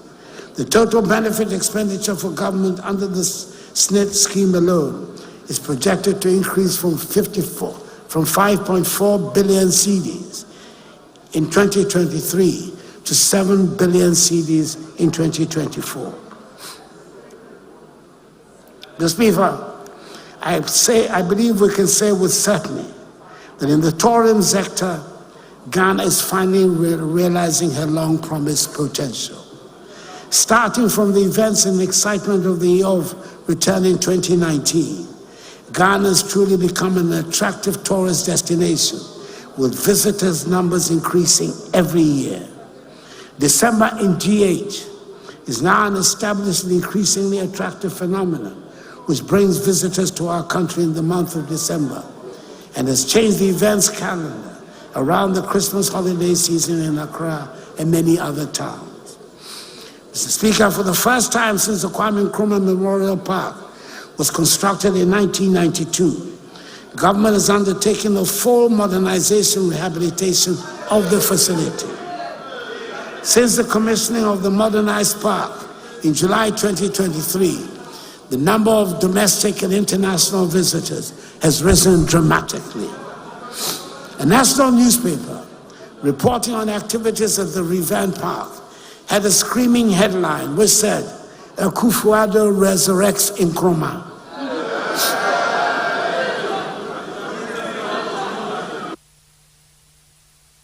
That gave me pause for a moment.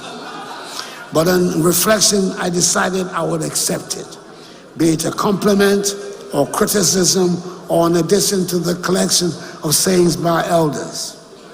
Whatever it is, since the commissioning, there have been 208,557 domestic and international visitors to the park between 14th July and 31st December 2023.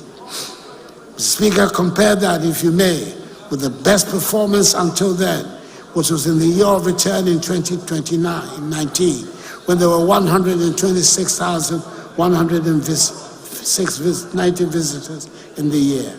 Other facilities are being upgraded, and it's good to know that the private sector is showing interest in getting into the development of tourist attractive sites.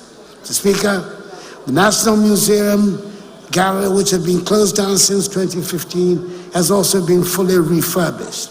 It attracted over 35 visitors in 2023, and I'm particularly pleased the school children form a good part of the visitors to these sites. The first ever Kente Museum, aimed at preserving the cultural heritage in Ghana, has been built at Boomre in the Ashanti region and was recently commissioned by the Second Lady. Preparatory works and designs for the construction of the Heroes Park, a museum to commemorate the founding fathers of Ghana, the Big Six, J.B. Dankwa, Emmanuel Obeche-Bilamte, Edward Akufo-Addo, Ebenezer Akwaje, William Uforiacha, Kwame Nkrumah, were completed in December 2023, and construction will commence very soon. Mr. Speaker, government through the National Film Authority is committed to supporting the production of world-class content and films, as well as increasing the cinema infrastructure in Ghana and by extension on the continent. To this end, a favorable fiscal tax regime for cinema projects, including income tax and VAT incentives, import duty exemptions on film production equipment, 20% tax rebate for strategic film productions and film financing reliefs is being elaborated by cabinet, which should be outlawed very soon and should provide another tangible reason for the choice of Ghana as a film production country. Mr. Speaker, in line with government's commitment to ensure gender equality, the revised National Gender Policy and the Affirmative Action Bill were approved by Cabinet in October 2023. The Affirmative Action Bill is currently before Parliament for consideration and approval, and we count on the support of members of Parliament for speedy passage of the bill. The Ghana Enterprise Agency, GEA, is implementing an Only Women Support Program where micro, small, and medium enterprises owned by women with the potential of scaling up their operations, increasing sales, and creating sustainable jobs will receive liquidity support. The GEA is also implementing the Youth Start Program, a youth empowerment program which recently disbursed 100 million cedis to some 3,000 youth beneficiaries to upscale their businesses. Mr. Speaker, we're also implementing some interventions directed at providing support for persons with disabilities. In June last year, a significant boost was given to micro, small, and medium enterprises owned by persons with disabilities when government launched the 12 million CD PWD Enterprise Support Program. This grant support program under the Ghana Transformative Project is being funded with the support of the World Bank. Again, the Youth Employment Agency has initiated a groundbreaking employment drive targeting 282 persons with disabilities who used to work at poll booths. Speaker, let me now turn to football, a sport that is dear to the hearts of all Ghanaians. I'm sure I disclose no state secret if I state that I am myself an ardent football enthusiast and once played in the University of Ghana team with my friend, the late President John Evans Atta Mills, Fifi to me. Throughout the years, the national team, the Black Stars, has held a special place in the affection of Ghanaians. They lifted up our spirits as they dominated Africa and won 4 continental trophies. They have at other times broken our hearts, but it was not until 2006 that the Black Stars finally broke through to the world stage when they qualified for the World Cup for the first time. You will remember that we rose up as one in our support, and they did not disappoint. Then came the spectacular South Africa 2010 World Cup and its drama, when we almost became the first African side to reach the semi-finals of the World Cup. It is fair to say that since the sad events of Brazil 2014, many Ghanaians have been left disappointed by some of the recent results of the Black Stars.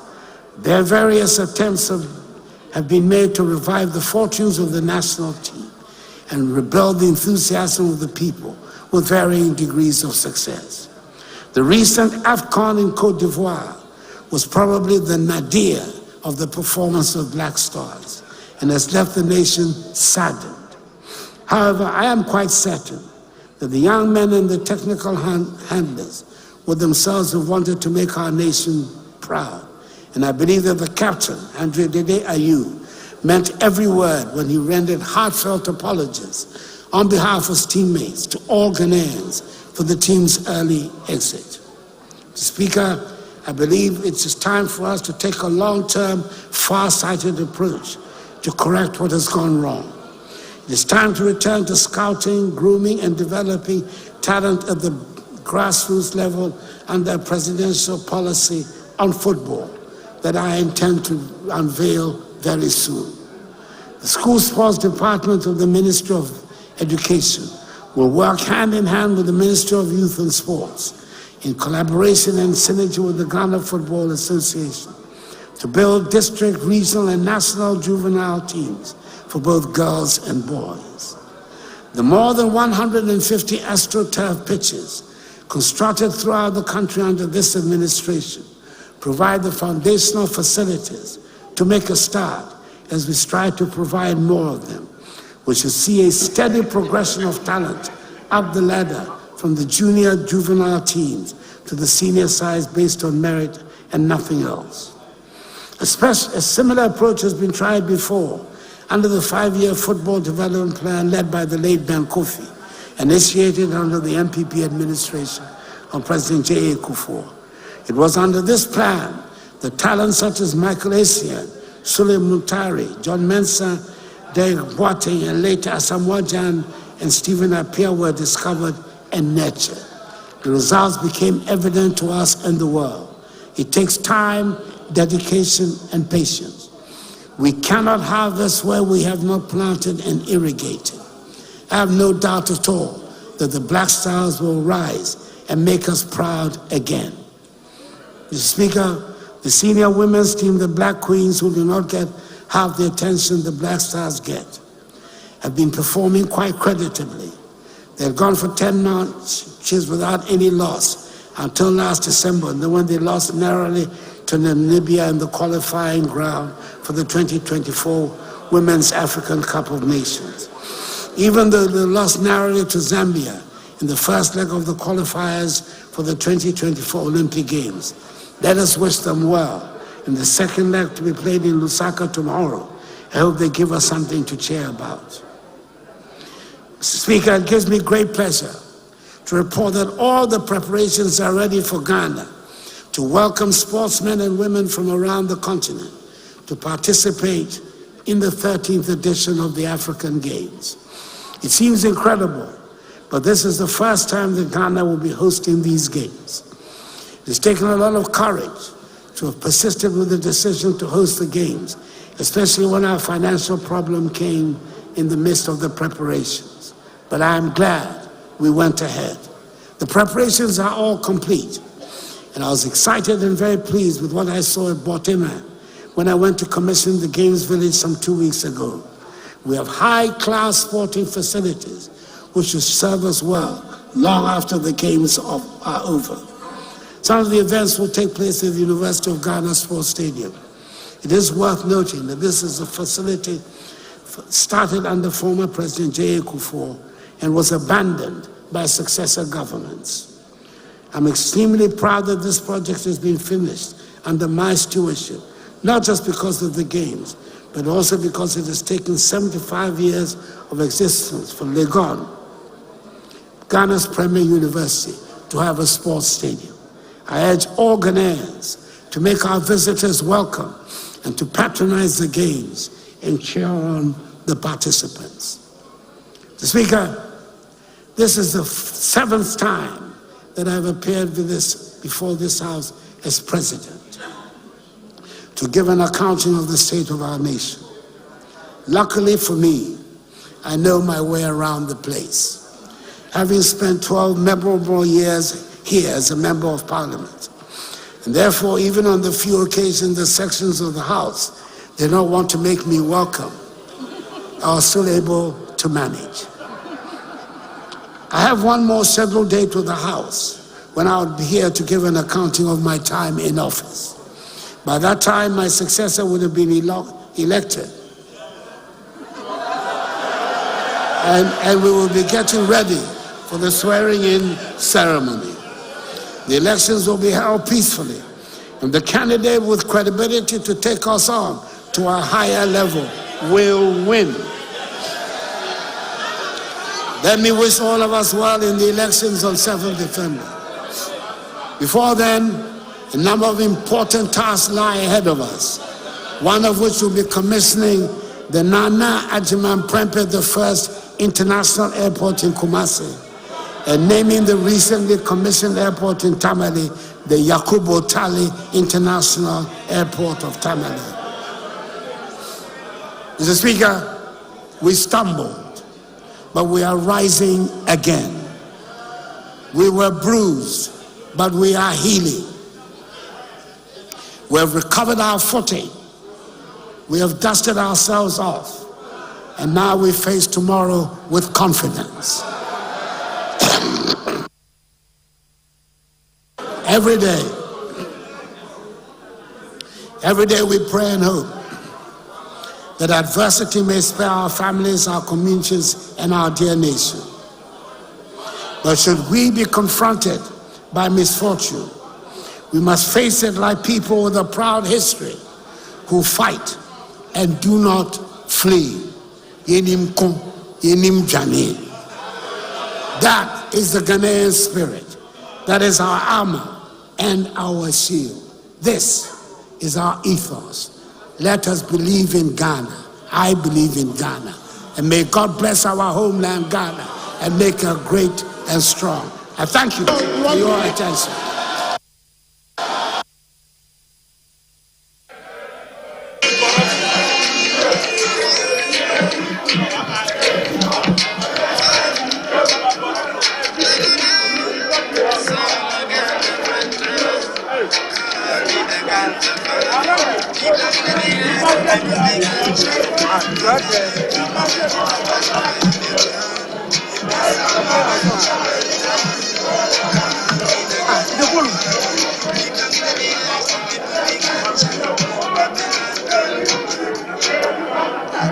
It's failing as well. No, you do.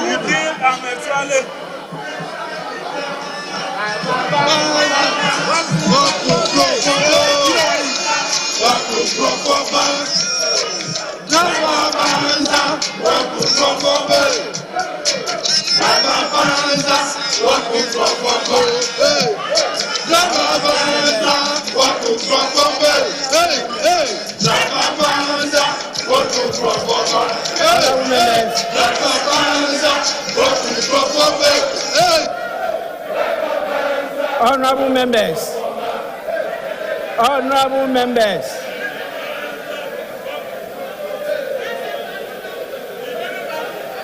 honorable members,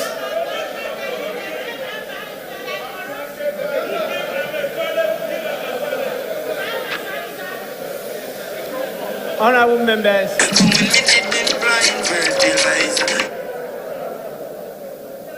honorable members,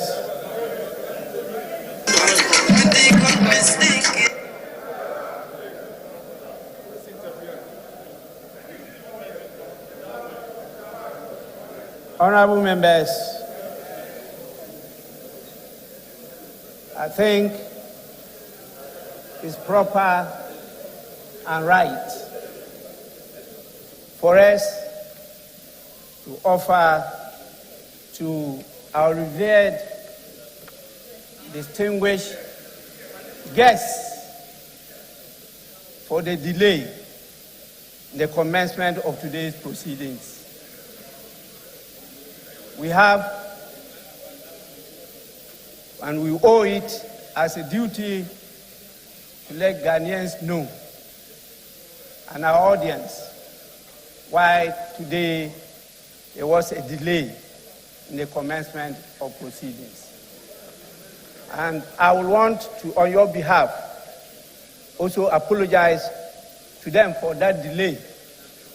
It was due to circumstances beyond our control.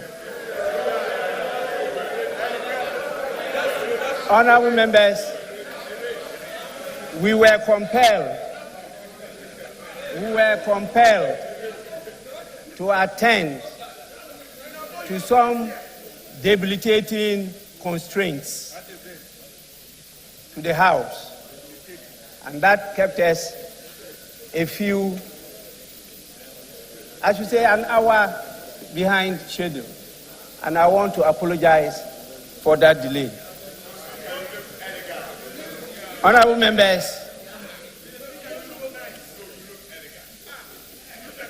we also, in acknowledging the presence of the dignitaries here in the House, failed to mention some very important statesmen who are with us today. And it's proper that we acknowledge their presence. We have with us Dr. Hassan Ayariga,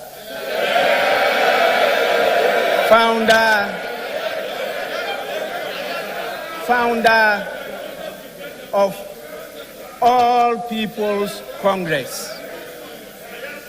We also have in our midst Mr. Ivor Kobina Greenstreet, who, as you all know, is a former Convention People's Party flag bearer. We also have the leader of the Liberty Party in the person of Mr. Akufo-Addo. Honorable members, the last but not the least is the Honorable David Apasera, who, as you know, was the chairman of the People's National Convention. They are all here with us. We apologize for the oversight, but as we say, Sankofa is permitted, and we have done that. Honorable members,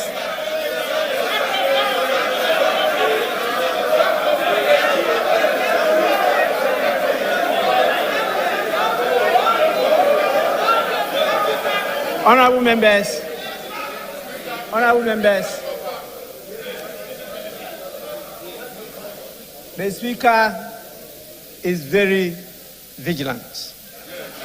And as I mentioned earlier on,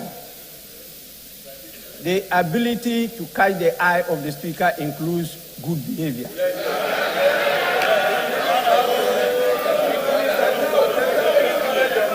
And if for 4 years you are here and you are not able to catch the eye of the Speaker, I'm sure the good people of your constituency will not accept you again. So please,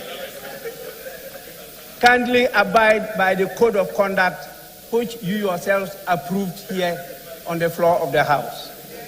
With this, I want to, in accordance with Standing Order 72-4, convey to His Excellency, the President, the gratitude of the House for the address. Honorable members, again, in accordance with the practice of this House, a formal communication will be forwarded to His Excellency the President after the House has thoroughly debated this address. I want to thank all of you for your cooperation, but to emphasize that Ghana is out. Actually, we are down, but not out. And Ghana will rise again.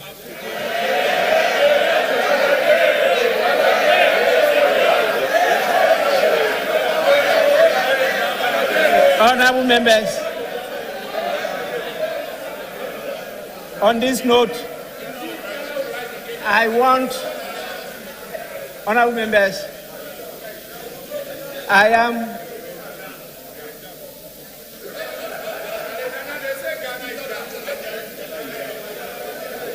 want to call on the majority leader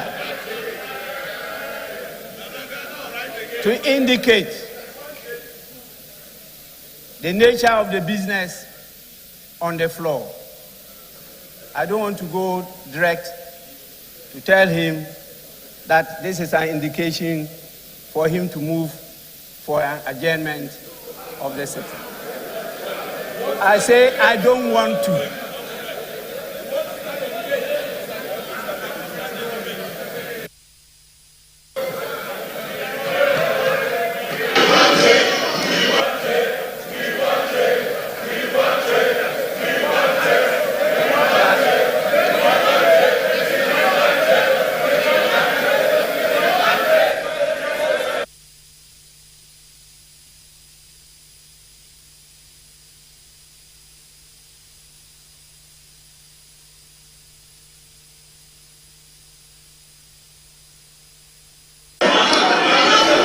Mr. Speaker, thank you for the opportunity. Mr. Speaker, and considering the optimism with which Mr. President has spoken to the nation, and Mr. Speaker, you were right, and Mr. President himself acknowledged that considering the situation we find ourselves, we are down, but we rise again under the able leadership he is providing and the future which is assured. Mr. Speaker, we are, by the practice of this House, ready to debate Mr. President's message. Considering the situation we find ourselves as a country, Mr. Speaker, we are ready to debate this message now. However, Mr. Speaker, as has been the practice, members would want to prepare.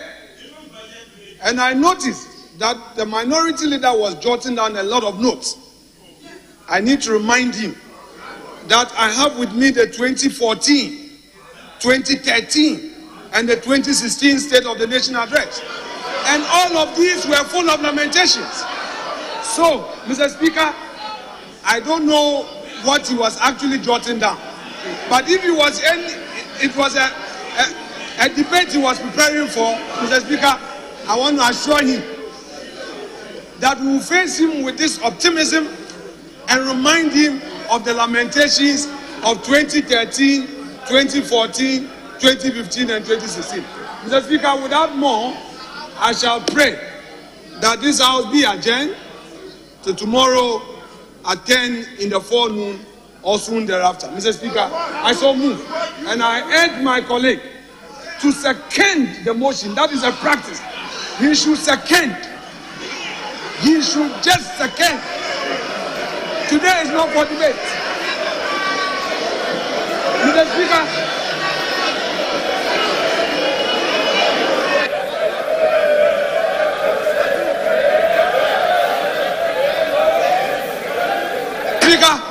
fortunately for me, my mentor and coach is still available. I'll still take tutorials. Yes, indeed. Yes, that is true. There was a smooth transition. There was a smooth transition. We had a smooth transition. We had a smooth transition. We had a smooth transition. Mr. Speaker, I am encouraging Dr. Foster to only second this motion. The rules of the House are very clear. It shouldn't go outside of the rules. Mr. Speaker, Honorable Akufo-Addo, please second the motion and let's adjourn.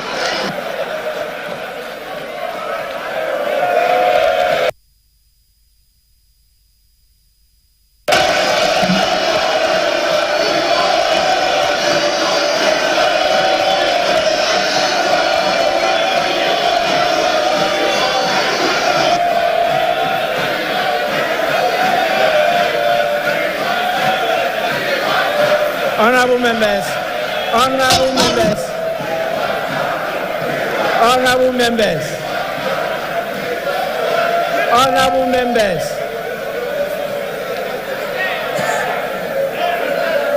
Yes, minority leader. Right, Honorable Speaker, let me, on behalf of the NDC minority, thank His Excellency the President for his message on the state of our nation. But, Mr. Speaker, the unemployment situation in our country is at a critical point. Mr. Speaker, the Hansard will record me today. Mr. Speaker, the unemployment situation in our country is at a critical point. Yet, we did not hear a word from our president on this matter. Mr. Speaker, out of 33 million population, only 11.3 million are employed. this number includes peasant farmers. Mr. Speaker, the difference between the 33 million and 11.3 million is what I call ninja. No income, no jobs, no assets.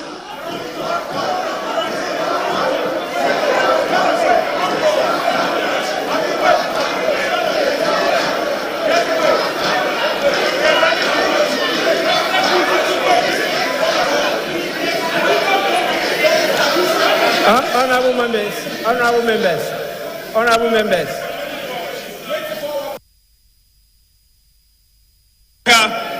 Whether you are a front bencher or a back bencher, I see you. Minority Leader, you may continue. Mr. Speaker, this means that 2 out of every 3 Ghanaian is unemployed. Mr. Speaker, 30% of our youth are jobless. And about 4.5 million Ghanaians plus, employable Ghanaians plus, are outside the labor force. Mr. Speaker, this simply means that this number have simply given up on their search for jobs because of years of frustration and disappointment. Mr. Speaker, the state of our nation is hopeless. No wonder that an ordinary Ghanaian, including professionals, are leaving our shores in droves, in search for greener pastures. Mr. Speaker, finally, Mr. Speaker, I am scandalized. I am shocked to the marrow to have noticed that our president, following the recent ministerial reshuffle, has increased the size of his government. Mr. Speaker, today we have a Minister of Finance Domestic and a Minister of Finance International.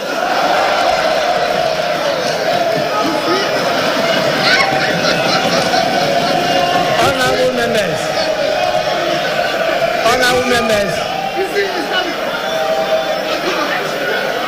Mr. Speaker. Honorable members. Mr. Speaker, $1 today is 13 cedis. During the time of President Mahama, $1, 3 cedis, 80 pesos. Mr. Speaker, a vote was scattered. Mr. Speaker, to conclude on this matter, Ghanaians voted for Vice President and are paying for the Vice President to support you to succeed. Mr. Speaker, you cannot fail. The President cannot fail alone. The President will have to fail together with the Vice President. So, Mr. President, you have failed with your Vice President. Mr. Speaker, I conclude by saying that Ghanaians will not miss President Akufo-Addo and Alhaji Bawumia. We know you are going. We can only wish you bye-bye. But you will never be missed. Mr. Speaker, I second the motion.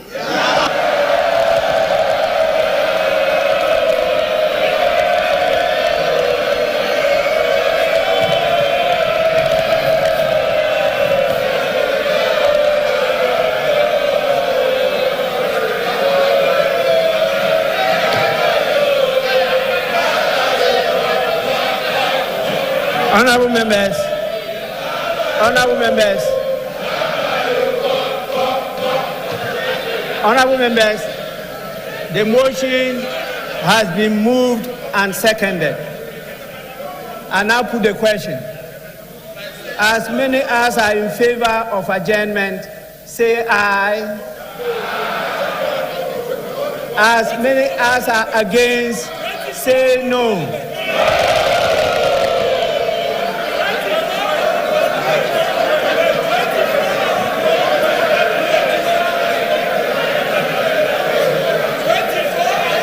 Honorable members, I put the question again. As many as are in favor of the motion, say aye. As many as are against, say no. Honorable members, I think the ayes have it.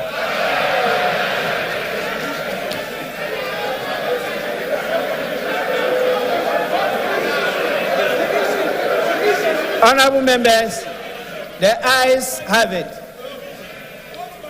The House is accordingly adjourned till Wednesday, 28th February 2024 at 10 o'clock in the forenoon. I thank all of you for your understanding and cooperation, and the House is adjourned.